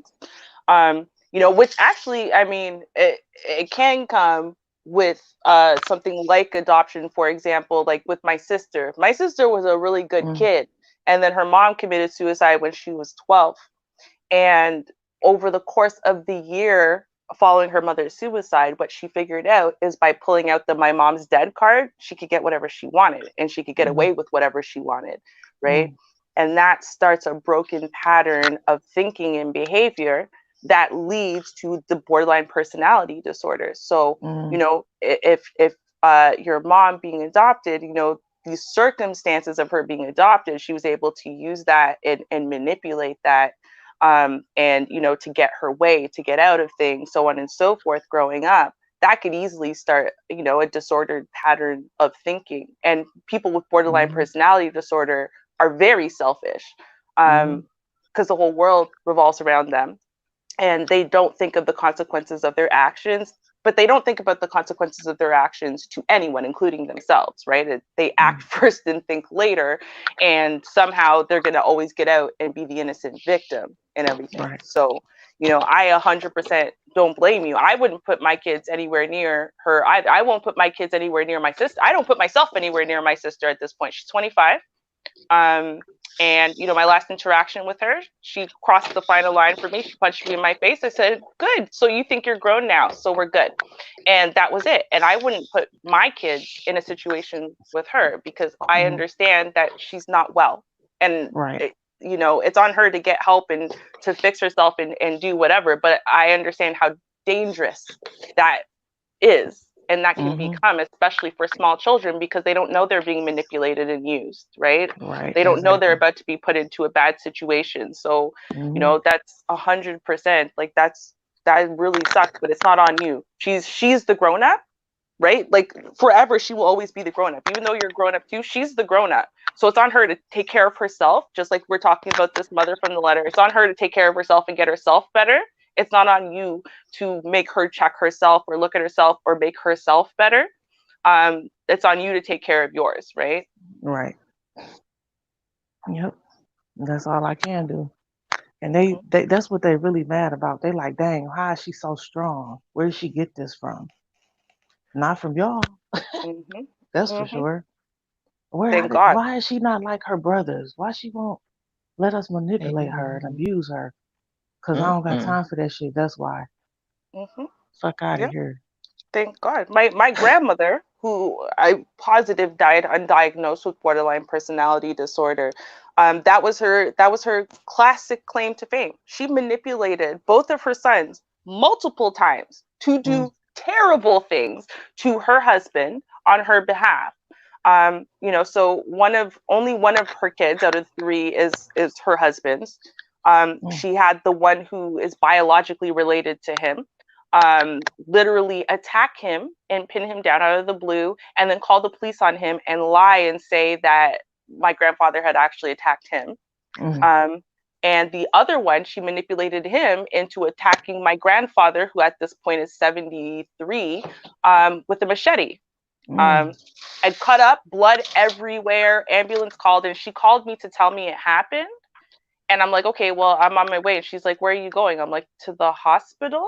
And she's like, no, mm, no, you have to get your rest. Your uncle's in prison. We have to go and bail him out tomorrow. I need your ride to go bail your uncle out. I'm like, so you're not with grandpa right now, who just got attacked and there's blood everywhere with machete? Is he okay? She's like, oh, I'm sure he's fine, whatever. But your uncle, he's blood. He's blood. And blood is thicker than water. mhm, I mean, like and I told her at that point, I'm like, if you ever fucking say anything like that to me again, you're dead to me. That's my mhm, grandfather. I didn't even know he wasn't my blood till I was 17, and he was living with us because of what you did the first time, where he was kicked out of his own house. He still had to pay bills for. Um, and so, this is not going to happen. But she's a horrible fucking person, right? I mean, and she died last year, which then makes me a horrible person for saying terrible things about the dead. But it is what it is. She was a horrible fucking person. She treated all of her kids horribly. My mother somehow just kept taking it. She treated me like gold. I was the only person in the whole family, and it's because I didn't give a shit to have her love because of how she treated my mother. Um, but yeah, no, they don't change. They're not. She was on her deathbed, literally dying of cancer, and my mother claims she changed. She didn't change. They're not going to change because it involves your ability to be honest with yourself. Like psychologists say, um, out of all of the disorders in the world, and there's a lot, there's a giant, thick ass Bible of them. And out of all the disorders, the one they don't want to treat is borderline personality disorder. Like, borderline personality disorder is the one disorder, and it's rampant in our community, unfortunately. And it's the one disorder that psychologists don't want to treat. And they don't want to treat it because even when the person wants help, they're confabulators. They lie constantly. Everything that they present to you is a lie. They can't help themselves. They manipulate everything so that way they're innocent. They're a victim. They're always trying to do the best for everyone. Why is everyone trying to make them out to be the bad guy? And that goes back to the lady in the letter as well. Because you know what? I wouldn't be surprised if she has some type of disordered thinking for her to be like, come on, you can see my point, right? You can see how me taking away a bunch of opportunities and making my daughter my unpaid nurse is totally the best for both of us, right? Like, no. Yeah, I'm not even sure what the disorder is except for selfishness. I know that's a part of it, and the wickedness. I'm using that word. I really think it's appropriate for this young lady or this woman that is trying to manipulate her daughter and staying home to help her. Also, in a letter, not sure if you guys heard it, um, kind of glossed over it. She has services to help Mm-hmm. her with shopping, coming in the house, um, and more than likely cooking too. I don't remember if I heard cooking, but she has some help. Mm-hmm. Now, a lot of us are not rich. We're not going to be able to afford 24-hour care if that's needed. That's when you have to just let everything go and move into a facility. So your two options is to get some assistance Or or no. Yeah. full care. That's the only Yep. two options you have. So if you have a child that's there in your home and able to help you when they can, that's fine. But you're going to cut off, shorten their life, their That growth. would not be their full responsibility. No, Hmm. no. You You know know, your daughter's getting older. I'm sorry, I'm I'm almost finished. sorry. Go ahead. You know your Go- child is getting older. You know your health is whatever it is. You have to do something for yourself. Hmm. I do remember mentioning to her, I didn't know her exact medical condition, but there are a lot of people that's disabled and they work. They work Hmm. a few hours. And she mentioned, playing lottery and all that. I'm like, well, like she likes gambling, maybe she can go, somewhere and hand out something. I don't know. But But she's on disability, so she gets a check. And it's a bigger check than you would get on welfare. So she is mhm, Mhm. disabled enough that they think she's so disabled she can't work. Cool. That means they pay you. That's why she also gets the in home care, though, right? Because she's not old enough to Mhm. qualify based on age. So she's getting it because she's disabled enough. They give her that care, which, in all fairness, I will say is never enough. It's not even in Canada where, we got free this and that. No, it's not enough at all. For my Uh-huh. bedridden grandmother, it's not enough. But that's not the point. The point is you get a disability check, and you knew this was coming, and your daughter is not your certified nurse that you're paying. So therefore, again, it comes down to you are trying to take away opportunities from her, growth from her, freedom from her, potential from her, because you made a bunch of bad choices in life because you're single by yourself. And trust me, as a disabled woman, I can tell you that, yeah, no, it's totally possible to find love. It's also totally possible to have friends. The fact that she has neither of those things tells me that she hasn't been a very good person in life, because she should be able to, hey guys, let's rally together. And if you help me on Monday and you help me on Tuesday and you help me on Wednesday, just pick this up for me on your way when you go to the grocery store, so on and so forth, I should be able to get by. The fact that she has no other help or support at all, nothing, you have no friends, you have no family, you have no love in your life, no significant other. What were you doing in your life that you were so probably selfish and cold and not supportive of others your whole life, that from 40 years old until now you don't have any other support system at all? Nothing. well, she mentioned that her mom helped her out because she got sick when her daughter, I think she said about 3 or 4 years old, and she said Hmm. her mom helped her out a lot. Hmm. So I don't know if her mom is still around. I don't know. Right. Or her mom might be too old now or whatever. But again, you don't Right. have any friends at all. I've been sick for 12 years. I've been going through all this for 12 years. And so, does my mother help me out? Absolutely. Right. But also, to be clear, I have friends and other family who do help, especially friends, right? Because I've made close connections with people and I've been there for people in their times of need.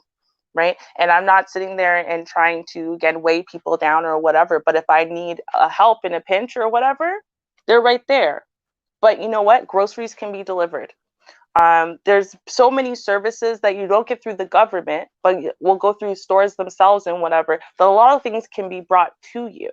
And this is where I come from again, where I will say, listen, hey, lady, I'm 35, right? So I'm not as old as her, fine, whatever. I don't know what her conditions are versus mine. It's not about, the pity Olympics. It's about saying, hey, listen, I would start checking myself at this point, because if you have no support systems and no support network at all around you, I feel like you must have done something wrong.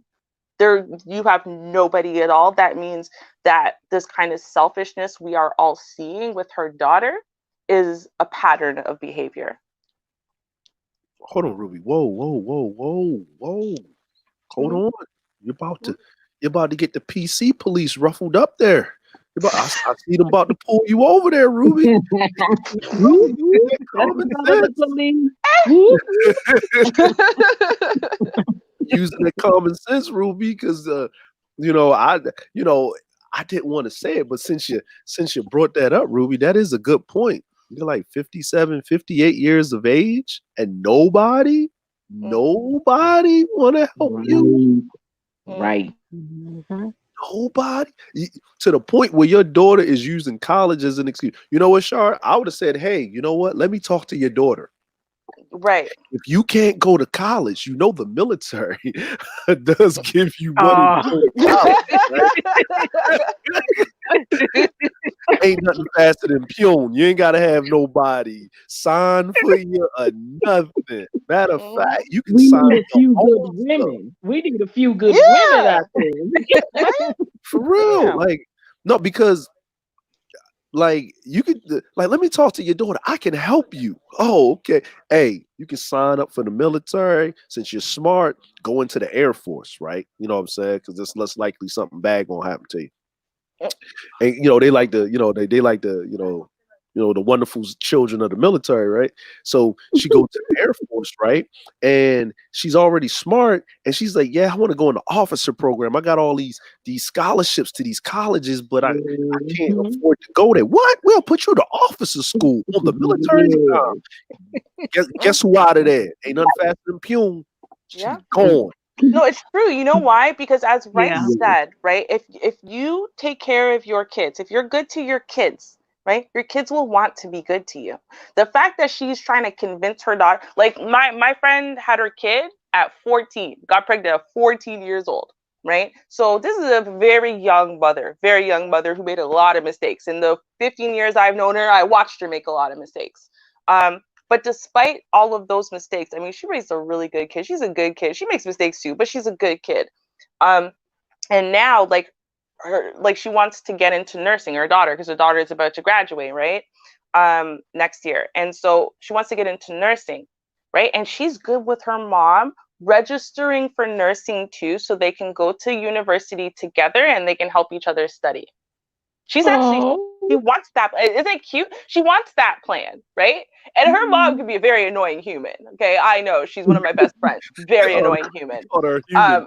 Yeah, she's a very annoying human.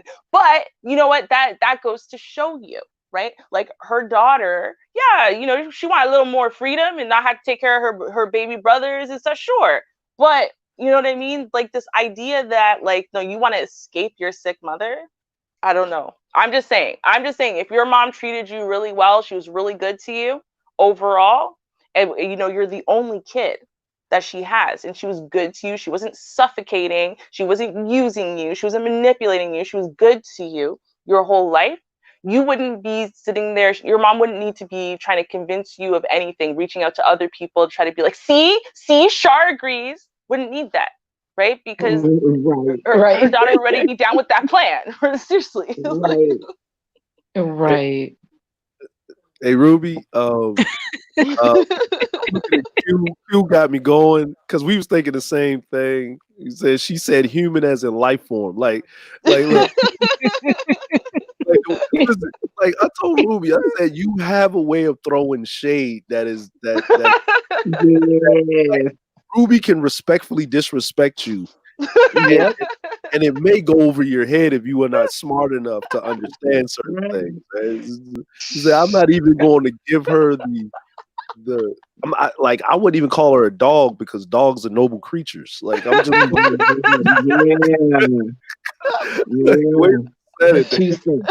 She's very annoying human. Like, I was like, wow, okay. Use that I one. know. I'm gonna use that one. I'm gonna respect you.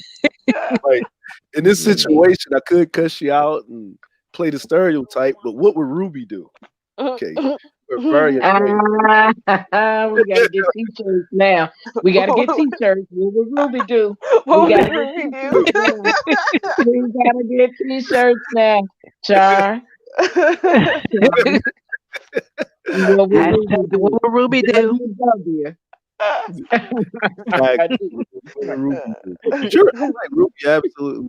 Like what I've seen in the dynamic, and this is where I would tell people, that's what that different dynamic of, and the brother Art always talk about the energies and stuff like that with the masculine and feminine energy, and I'm not very astute in that. I know a little bit to understand it, and I study it, but I'm not a student to recant it verbatim of how he does it. But he is right. I got sons, it's on mom, dad just there, you right there. It's just that, right? But we have this different way as men, right? As a father, as men, we have a different way of actually communicating with each other. We do a lot of grunting and a lot of nothing, right? We talk Mhm. out talking, between men. And I Mhm. didn't notice that until I had my niece living with me, right? So Mhm. when my niece and my brother-in-law was living with me for a while, and when my sons, we would be all in the room, and it'd be quiet, right? Mhm. Quiet. I'm like, you can hear a pin drop in there, you know what I mean? Unless I'm talking to somebody or whatever, whatever. But we're just quiet, right? Whatever. And my niece would come home, right? And it was just this ball of energy just coming in the house, and the noise level in the house would go up, like go up Mhm. out of nowhere, just by her alone. Mhm.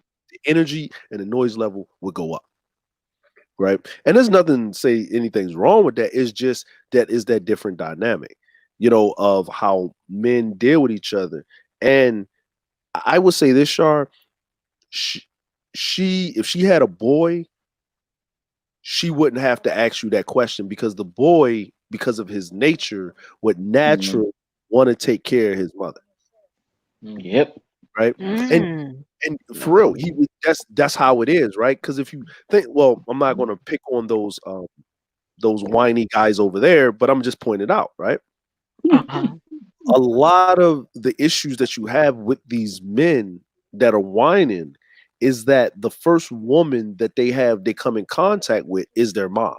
So if they have any women issues, it stems from them being not loved enough by their mother, or Mhm. being coddled too much by their mother, where that is the Mhm. only grasp that they got, and they've never been in a position of authority. So that's why they scream a lot of times about uh like, I want to be in charge. You won't let me lead, or yada yada yada. You don't, as a man, no one lets you do anything. You take it.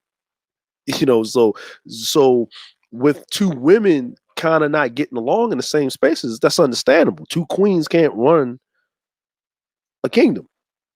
Like, you can't have two kings run a kingdom. It doesn't work like that. So there comes a time where I taught you enough, you got to go. Like, you can't be running stuff in here, especially if you are overstepping the boundaries of, if there's a husband and wife dynamic, and the daughter is constantly going over, the queen of the house, where the queen tells, no, you can't do that. And she's talking, oh, daddy, mama said, all right, baby, you can do it. Oh, Right. hell no. It's somebody gonna have to, step into it, and it's gonna be a problem. Well, you always daddy's little, well, what did your mama say? What your mama say? Right? I can't tell you no, but when daddy finally steps in and says, I'm disappointed in you, that hurts more. Mhm. You know what I mean? And that's her first dynamic. So it's understandable where the man has that friction with the father, has that friction with his sons, and where the mother have that friction with the daughters. You really, when it's reverse, you really don't see that, right? When the relationship is good, right? Well, you know what I mean, or sour or something like that. When you watch these shows with, like, paternity court and stuff, right? When you see the women up there and they want to know who their daddy is, they want that love. They want that father daughter love. They want that. You saw Miss Madrina, how she was glowing about her dad. Like, I'm a daddy's looking. Hey, she said it proudly, right? You listen to that relationship, and it's the same relationship that you would get with a son and their mother. So she wouldn't even be asking Char these questions if she had a son, because it would have been astute for that. He probably wouldn't even thinking about college. He'd have been working a job somewhere, making sure his mama's straight. without even question. Like you wouldn't even have to ask them that. And there's a lot of men to this day that are off the market because they mama's boys.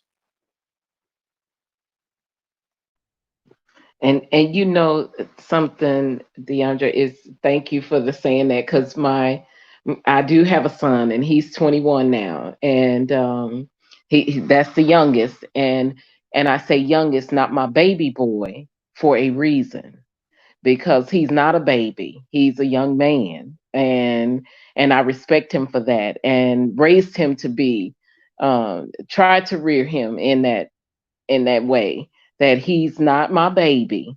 He's a young man, a growing young man. And every time I say that's mama's young man.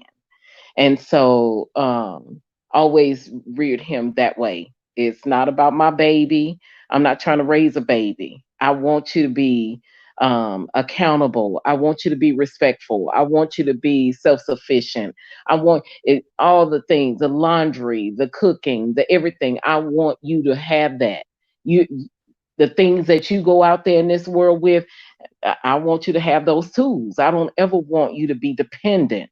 Now, if she wants to do it for you, that's fine. But you still need to be in a place where you can be self-sufficient. So yeah, got the young man uh in my life. And respectfully just blessed that the things that he says about the young women today and wanting to be in relationships. And I know it had been brought up at one point in time, on other channels, about mothers wanting to baby. No, I want to see that young man prosper and think that he has to depend on me ever. Yeah, it's Mhm. Yeah. it's and that's and see, like a lot of times when we on these platforms, we hear a lot of um we hear a lot of You hear this, yeah. but they're not. Yes, we hear a lot of Yeah, that. We hear a lot of yeah, This is what you end up hearing all the time, yeah. constantly. yes, yes. They're there. They're there. They're there. But the one thing that we don't Yeah. hear is we don't hear positivity, because with positivity comes solutions, right? Mhm. Mhm. Where Miss Regina said, like, she doesn't want her son dependent on her to that point, but they don't like a lot of people don't understand and see a lot of times, and maybe Miss Regina can back me up with this, is a lot of times these young men, when they were younger, they became son husbands, right? Mm. They became the Yep. son Yep. husband, right? They Yep. became the man. Like, you walk up to a 12-year-old boy that's in the house and tell him, well, now you're the man of the house. I remember my mom told me that, and my grandmother jumped down her neck. Mm. Hmm. He said, how And you a right, man in the house and he ain't got no job? right, Like, what are you gonna do? He ain't gonna right. do. What you telling him something? So he's gonna protect you to do what? So Do what? if to do what? So then he gonna feel responsible. He said, I ain't never tell none of your brothers in here they the man of nothing. He said, once your grandfather, me and him separated, they were children. They wanted to be men, they can get out. That's what Mhm. he said, they children. Like, so and my mom, she apologized for that, for putting that onus and that responsibility by telling me that, because she was just straight up with me. But Mm. a lot of these women, and it comes from policy and stuff, and it's not on them, it's just the environment in which they're in, right? It's just it comes from a broader reach of what's going on. And out of those broader reaches, not all, but a few, right? A substantial few, right? Because you can't say it's a minority, it's almost neck and neck, right? um Mhm. they are doing this to these young men and these young women, right? If you're the oldest, whether you're a woman or a man, like, and the crazy part about it is getting to the point where the women now are getting the responsibility put on them more than the men. to take care of the family, right? You got to get that money, girl. You got to get that fans only page. You got to be on that Instagram so you can help me put this extra $20 on this light bill. Even though I got my stimulus check and I could have paid this light bill, but I decided to get my hair did. You Like, stop. You stop. Leave him alone. This is DeAndre. Oh, leave him alone. Leave him alone. I'm just saying. And I'm not just saying with the women. I'm also saying with the men. You know, like, man, I got my stimulus check, man. You know what I'm saying? Like, hey, can you give me a couple of dollars, man? Then you get nigga, ain't you got an unemployment? Well, I ain't get the stimulus check. Nigga, you been on unemployment for 5 years. What you need a stimulus check? I need a stimulus. You know, a big thing is, you know, and this is, I listen, I'm not sitting here playing the blame game, because I honestly do think that the tales of fathers being pushed out of their children's lives, and that's the only way that this occurs, are highly overemphasized. But with that being said, one way or the other, and this is for both girls and boys, we have an issue in our community with single parenthood. And it's not about the parents necessarily being together, although of course that helps, but it's about one parent being absent, entirely absent. And so when you have fathers who are absent, you know, then in and of itself, a father who is an absentee father, even if you do get to meet him ever, what he's not modeling you for the little boys in his life or whatever is what a man looks like when he stays and takes care of shit. Right. So in essence, then, you're never getting that identification, and you don't have the same type of, say, Oedipal, Oedipal complex, for those people who don't know what I'm talking about. You don't have that same connection with any other man other than your father. So, they think that they're being grown because of certain things, because that's what was associated with adulthood for them, right? So for example, getting to be in on the inside joke or the dirty joke, or well, you paid a bill, so you got some money, or you know what I mean? Like, it's like the markers of adulthood are fractured, because there's so many things that are not these little easy things that anyone could do at any age that mark adulthood for men and for women, that if you don't have that two-parent kind of dynamic in your life, you never really understand, right? Because I think, like, even with little girls, right? Like, whether you're going by evolutionary psychology or by Freud and the Electra complex, and whatever, one way what it comes down to is that girls never look up to their mothers as role models, and people that they should emulate. Whereas in little boys do. That's how they kind of get through that stage in life, as they look at their father not as a rival, but they look at their father as a role model, right? And then you have little girls, though. Little girls want to be co-conspirators with their mother out of fear, almost, right? Because this is always going to be your rival. So you learn what you can from your rival, but you never fully trust a rival, right? Because a rival at any time could stab you in the back and be giving you false information. And so you have these relationships that you compare and contrast, right? So I look at the way daddy treats me, and I look at the way mommy treats me, and I look at the difference between the way that they act, and that tells me what my role is in life and in society. If you're not getting that, how do you know? Right? How do you know what your mom and auntie and grandma and whatever are doing? That how do you know that what's woman behavior and what's man behavior when they're doing all the behavior, right?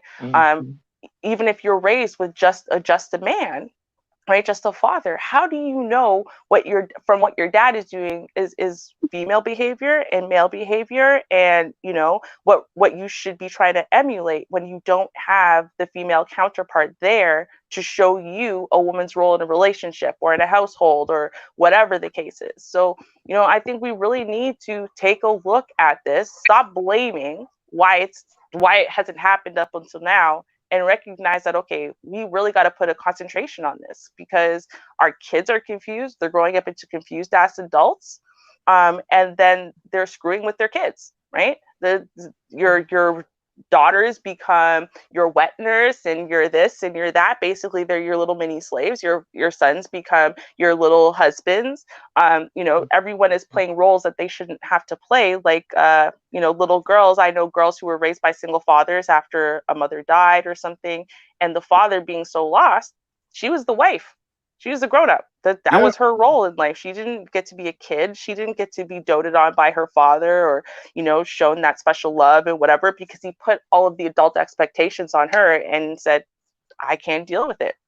I wasn't here to raise kids. That was supposed to be my wife's job. And that's it.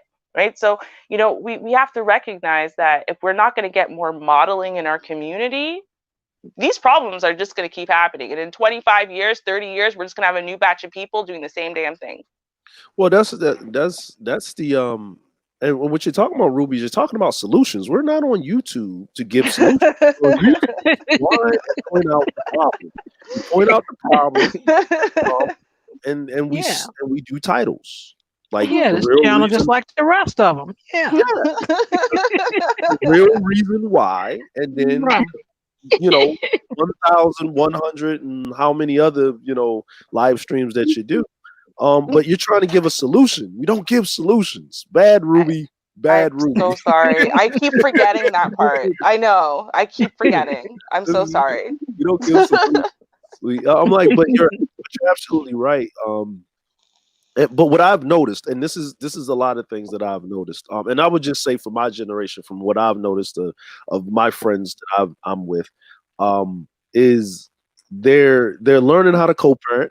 A lot of them are single parents or whatever, but they're not having 9 kids or nobody know who the daddy is, or 3 or 4 or 5 kids. The friends I'm with, they might have 1 or 2 that I went to high school with, and they're getting married like either to the person later on that they have the kids with, or they're getting married to somebody else, but the kids are like in high school going to whatever, but they had that relationship for a long period of time with the person that they're getting married to, but they still have an amicable relationship with the father. The father is there because I'll see both of the parents there, and then the father will be married to someone else, but they all have this relationship, so they're splitting time. Now, someone's saying to me like, well, that's not the nucleus of the family. Well, the family was broken first. I'm like, come on, look, we got to start somewhere, right?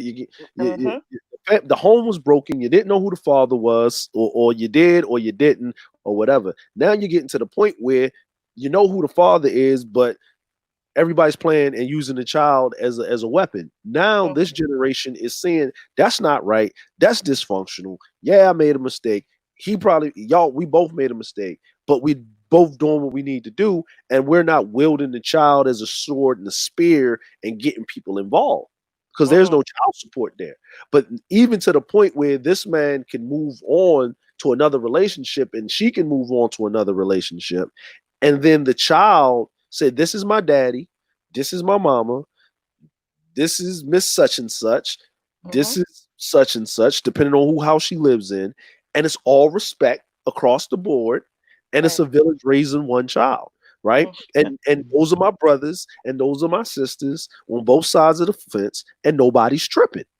Right? Then that child will say, well, I didn't like being tugged to and fro, but I like how my dad, as a man, he stood up. But I understand the man that my mom wanted with her, and I like this guy too. So I'll just amalgamate and take this and this together, and that's the guy that I'm looking for. And then when I bring him around, when I want to get married, now he's got to go through my dad, my uncles, whoever my mom's married to, right? From that side of the family. Now he's got to go through a whole tribe of men to get to me. Now, fortunately, we might say this is dysfunctional if she's got to do all that, but it's no different than being in a community or a culture where the women, there has to be the men love her. Yes.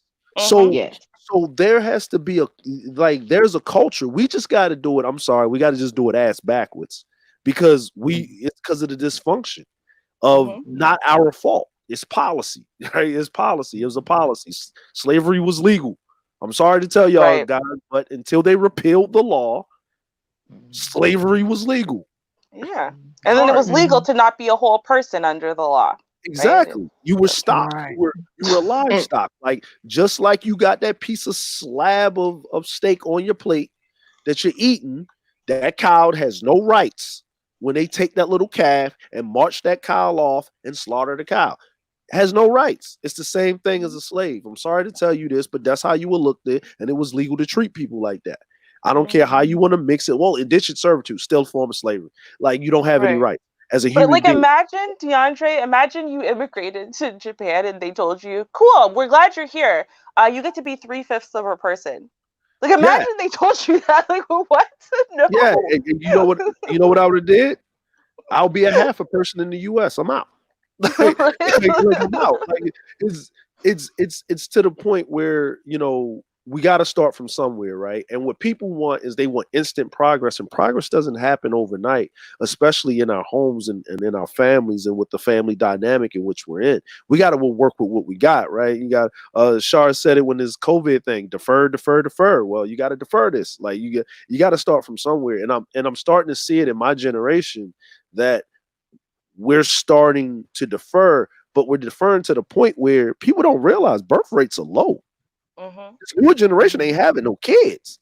Yep. that's right. They don't want them. Yeah, it's lower. All three of mine. I do not have any people are shocked. Like you're 53, you about 54, and you don't have any grandchildren. No, I have grand dogs. I have a grand cat. There's a grand food. I have a There's grand dog and a grand Great cat. dog. a grand food. She claims Um, them. Naming my babies. Yes. Yeah. So, Oh so man. but I'm thankful because they don't want to bring in, and their justification, one of them is selfish and she knows it. And I saw that in the post in the comments earlier. Don't bring a child in, especially if you're selfish. You're absolutely right. And that was ownership from the very beginning for her. I know that I want to be first. I want to travel. I want to go. I want to do. So that was not her thing as far as that. And so she's 28 and will be 29 next in January. And there's no interest in children. And so with my son, he wants to be married. And so you Yeah, that's have smart. it, and respecting him for that. For my middle daughter, we're going to see how that's going to go. If we go if it's the lady side and if they choose to adopt, then that's fine too. But as of right now, none of my children want children. They're like, no, why bring a child into this? What's going on now? And especially what's happening in life now. They're not interested at all. And that's what I wanted to bring up too about family dynamics. Um, prior to me leaving their father, it was a struggle. And I'm going to say that struggle was from within, from history of things. Women just didn't up and leave their men. You just didn't do that. But when it came to a point where it seems like I'm doing this by myself, Mhm. and if I'm going to do it by myself and you're going to talk crazy to me, I might as well do it by myself. Because Mhm. one thing I didn't want to see, because I didn't see it, I did not see my father degrading my mother in front of me. I don't care what arguments they had or what, Ethel, you didn't pay the gas bill, whatever, I did that, all that stuff, you know, I didn't see that. So it was like I didn't want my daughters to grow up to see that that's the way a man is supposed to treat his woman, and I didn't want my son to see that that's the way a man is supposed to treat his woman. I didn't want them to see that. So I took the sacrifice. I would rather them to see two happy individuals apart than for them to see two miserable people together. That was my rationale between it, and I tell them that to this day. And they were too young to understand it then, but I did not want them to see that. I, I'm I like, just that I was that didn't. was smart. I'm like, Yeah. like people, and I'm glad that you said that because um, people don't understand as we this isn't television, right? You're not going to handle a problem in 20 minutes plus commercials. Right. What you You know, say. Mm-hmm. you know what I Come mean? on now. Or Shut you're up and gonna keep wait on till next week. the old folks say. Come on. Yeah, I'm like, you're not gonna handle it. You know, it's not gonna be a next or it's a part two because it's that dynamic. We're gonna leave a cliffhanger, right? In real life, you're going to make decisions, and you got to live with the consequences, and the decisions for the greater good never leaves a good taste in your mouth. Would you want to work it out amicably and have a whole household where the father's there and the mom's there and the kids and the pickets? Yeah. Who wouldn't want? Why you get married in the first place unless that wasn't going to happen, right? Like, Right. but there comes down, there comes a breakdown, right? There comes a breakdown. Now that death do us part, man, stop playing. It's until you stop doing your part. That's what it, that's when that's when you stop doing your part. Now, if you are medically unable to do your part, that's a different story to Yep. its own, right? But Right. if you are a physical individual, Mm-hmm. um, and you have Able body. able body and you decide now mentally, if you're going, well, I understand it's mental and whatever, but if you're causing the detriment to the family, it's my job to get the hell on. Like, You know what? If I could add something here, because a lot of people, and this is where I try to explain, but people miss my point, which is that you can sit there all day and go, well, the man's role is this, and so if he's not taking out the garbage and he's not doing this and he's not doing his job, and the woman's role is this, and so if she's not cooking and she's not cleaning the floor, and what she's not doing her role, and that's not the way reality works. There was a Mm. time where reality had to be shaped like that for necessity purposes, but that's not reality. The reality is that a man knows what it is that he needs basically for his life and his household to be in symbiosis, right? A woman knows what she needs to complement her as well. That is to say, you know who you are and what you provide and what you don't provide well when you are giving 100%, right? And so what you should be looking for is someone who complements that, right? If I'm giving 100%, my 100% might not look like your 100% at all, but it's my 100%. And my 100% should be good enough for you when you're giving 100%, regardless of what it is you're able to accomplish at this point, and you choose each other based on that. Now, that being said, right? So now if I get sick, I did, right? Or whatever the case is, right? I may not now be able to do what I did before physically, tangibly, but am I still giving 100%, right? Because my 100% now is going to look a lot different than it did 12 years ago.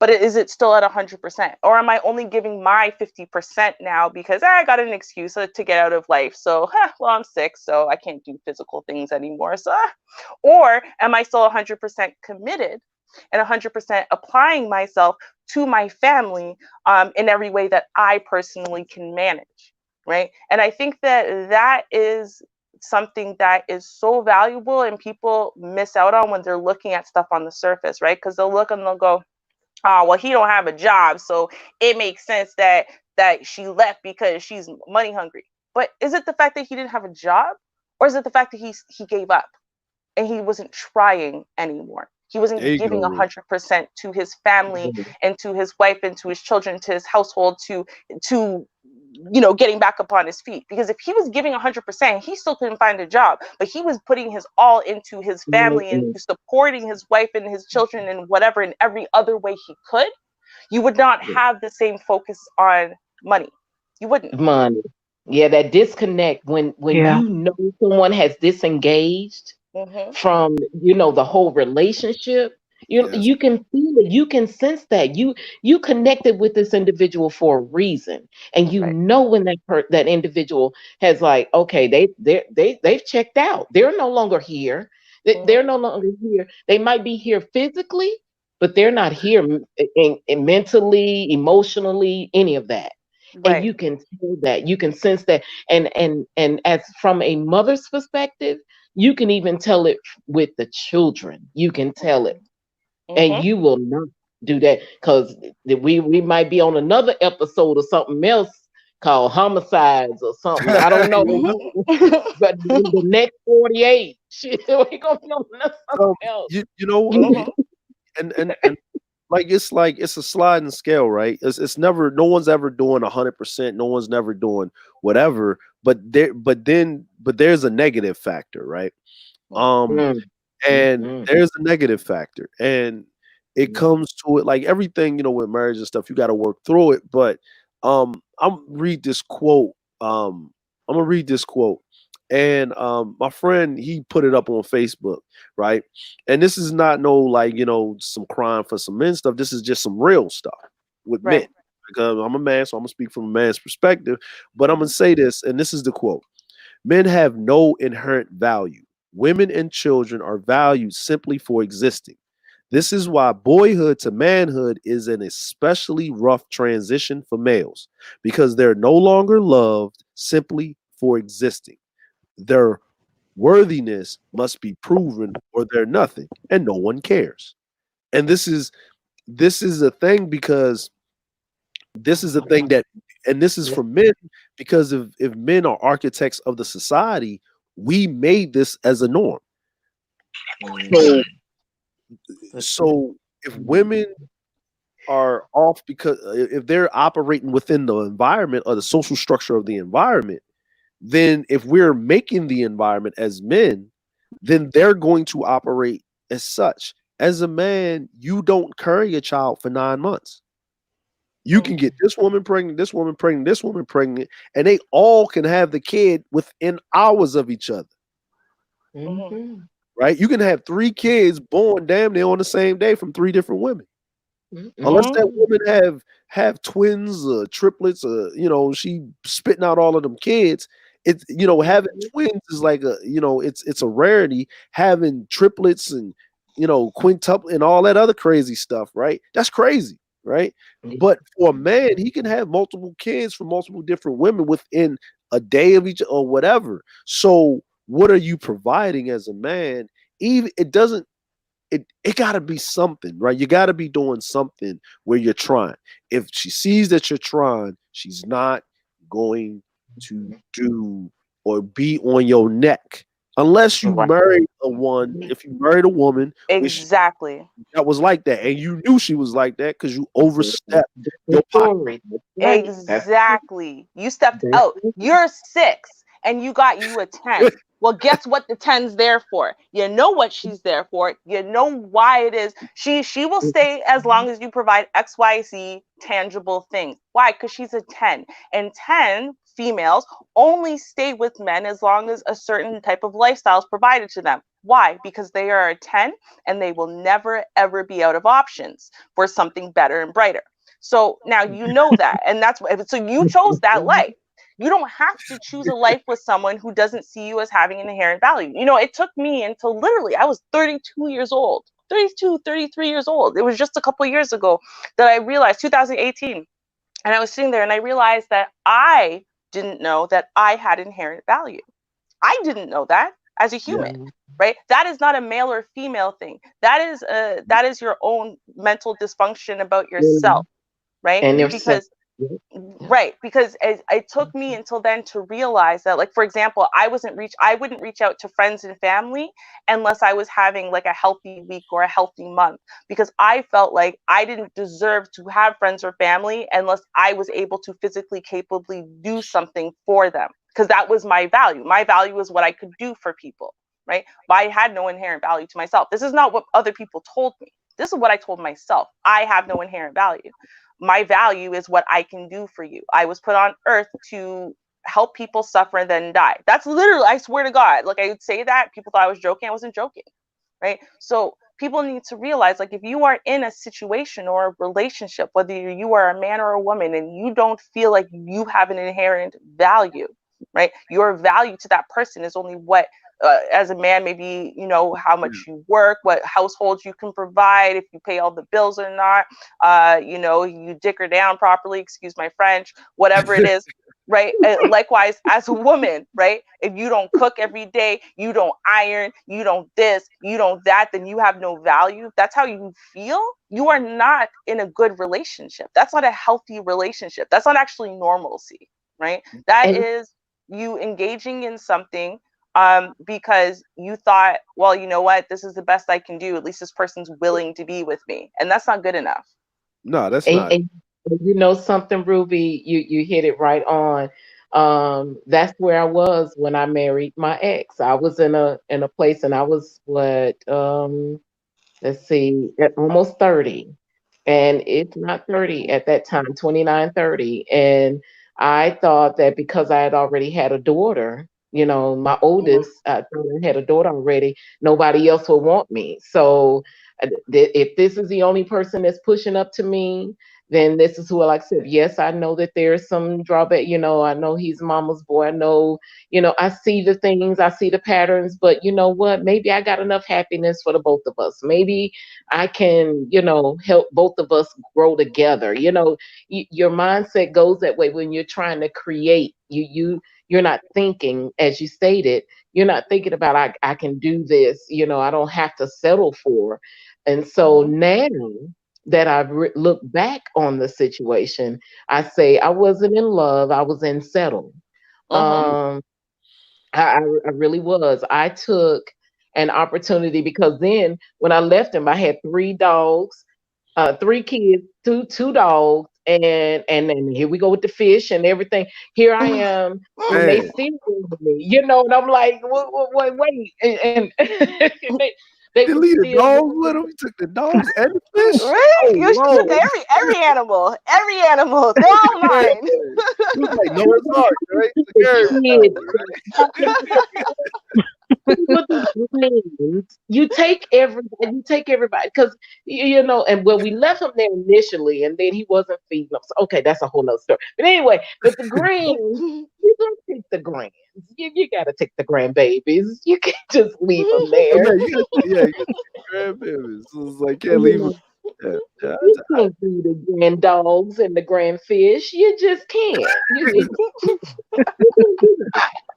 Hey, I'm just to be honest with you, you know, where people don't understand. I remember somebody said this on the live stream. It's not a relationship; it's a situationship, right? Mhm, You mhm. caught me at the right situation, so you know, and that's where it call about the nesting in the environment thing, right? Men do Yeah, this too, right? Men yeah. do this too because um you can't name too many CEOs that are not married. Now you'll see him go through a divorce where the woman take half, right?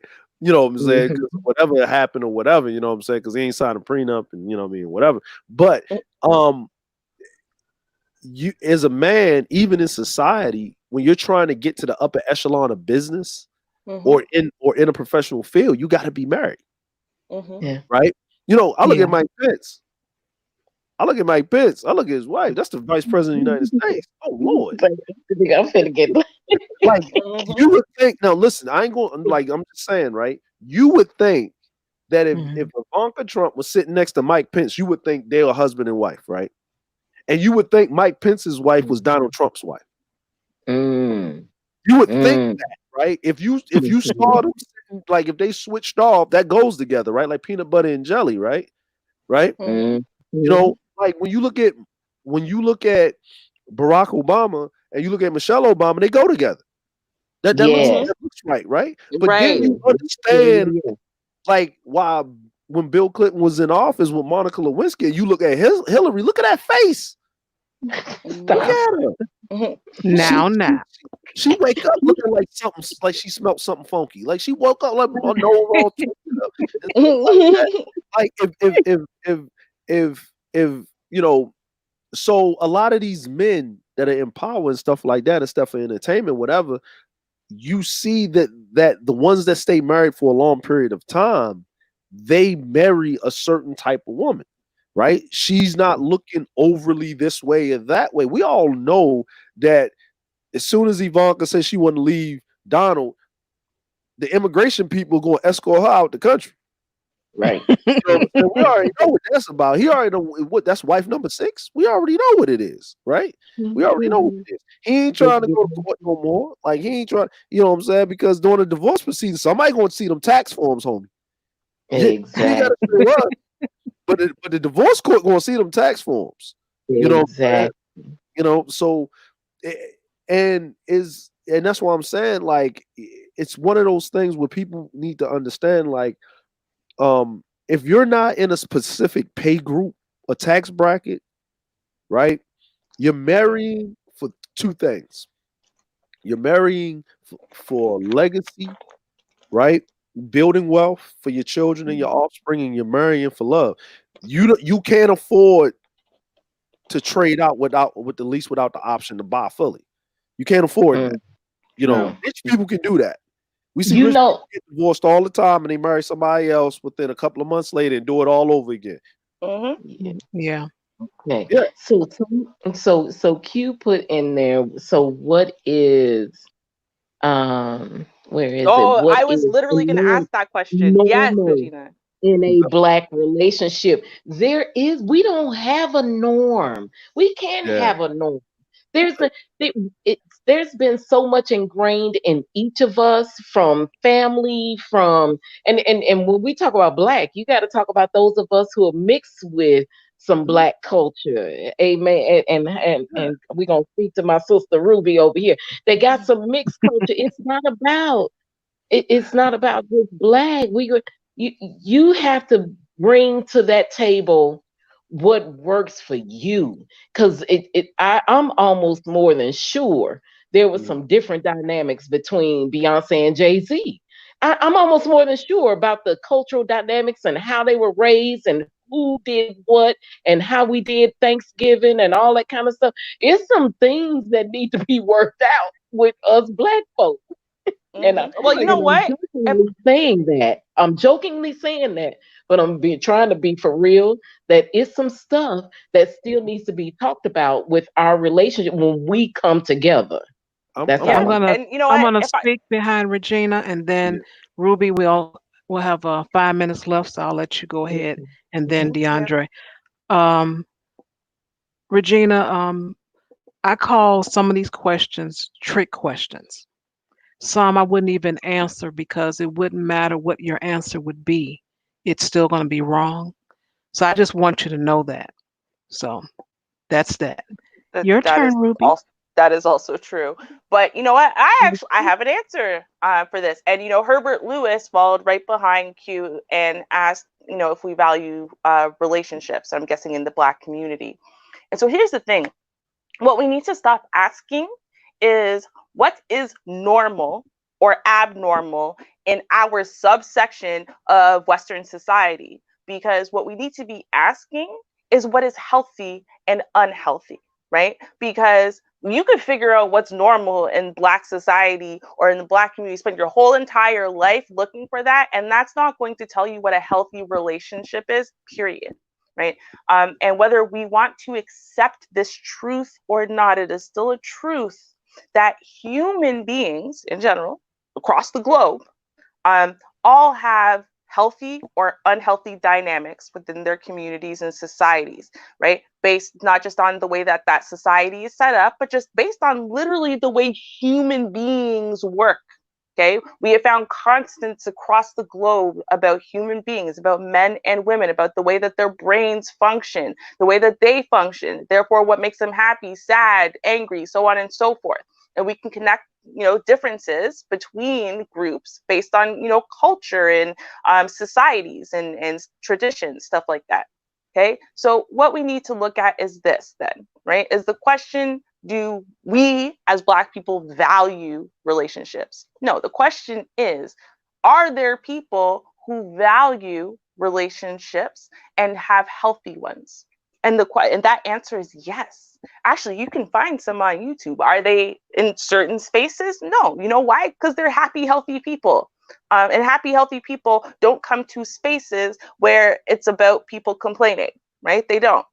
But you see lots of people. There's a chick who has a hair channel mostly. Her name is Treya, right? And very often you will see her and her husband, and sometimes her baby girl, and sometimes the baby girl that she had while she still had the channel and everything. And you'll see them just doing stuff sometimes, right? And her husband have a lot of fun, right? They're joking around. He's a big clown, you know. They like to joke around together, and you see these things.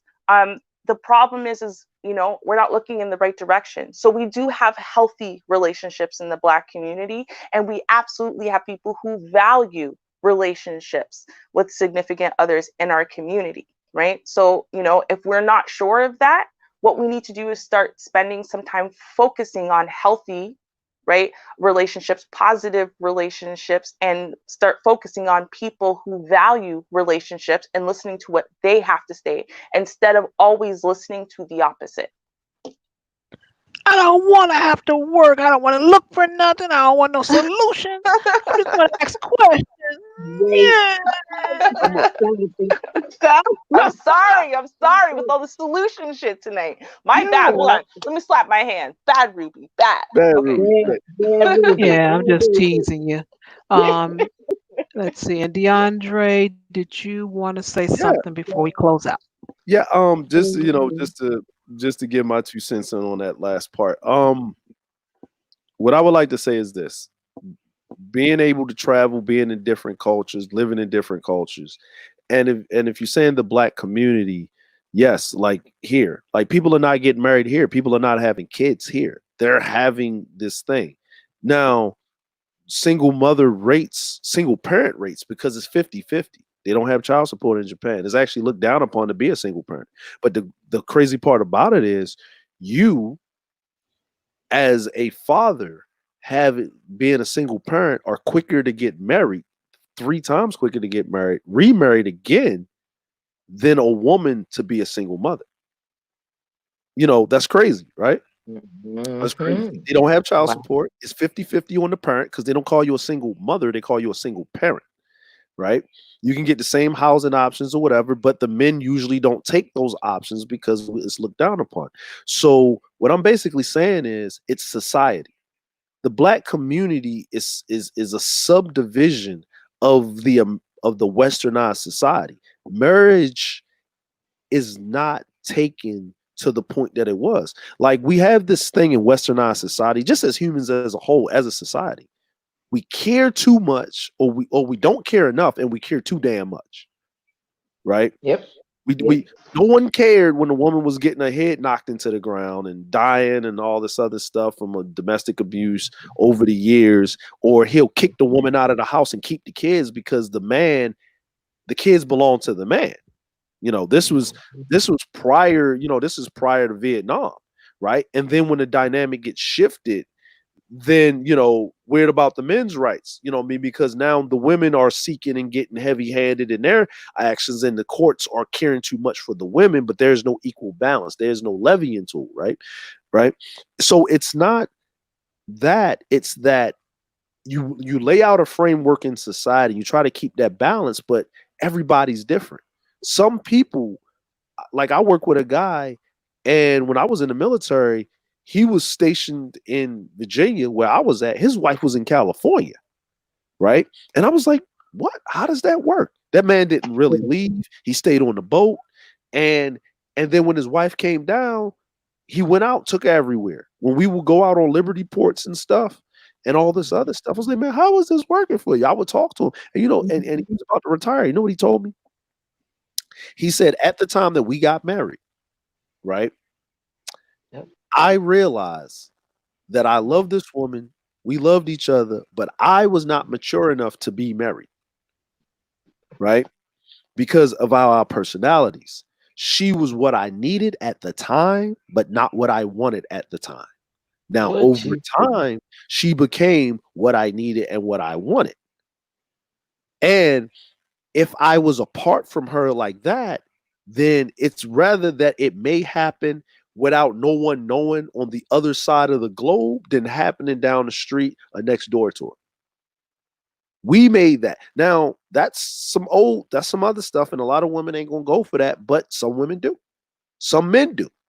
There's a whole different dynamic. So marriage, like I say, once again, is there are relationships that work and people in love. You can't define how their relationship works long as it isn't any bodily and mental harm. If two people agree upon something, like people will run around here toting this domestic discipline nonsense and foolishness. Right? Mm-hmm. But if that's an agreement and there's that was going on within the basis of the law, there's nothing you can say. But I would say this about the black community: do not be fooled, because you got to pick a struggle. You can't say the mergers in the black community are trash and then black people ain't getting married. You got to pick a struggle. You got to pick a struggle, right? Amen. You Amen. gotta be one or the other. Like you can't be doing both, right? You can't be fornicating and being an adulterer at the same time, right? Like, how does that work?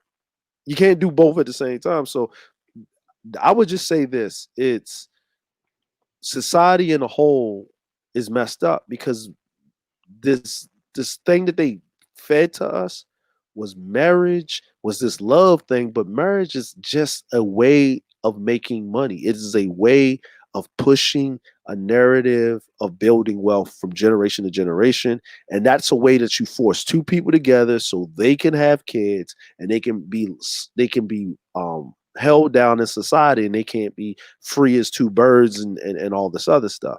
So that's what marriage really is. It's a business acquisition of building wealth between two families. That's all it is. Everything else comes with it after the fact of it's going through. And that's why we have dating, aka courting. That's all it is. Yeah. Well, thank you so much for that. I appreciate it. And thank you, everyone, for coming on the panel and giving your take on the topic. I appreciate it. And thank you those in the chat room that participated, those that gave to the channel. Thank you so much. I appreciate you guys. And let's see, what is next week? Next week is June. So you all be safe, and I see you next month. And until then, peace. Peace. Cheers, Peace. y'all. Cheers.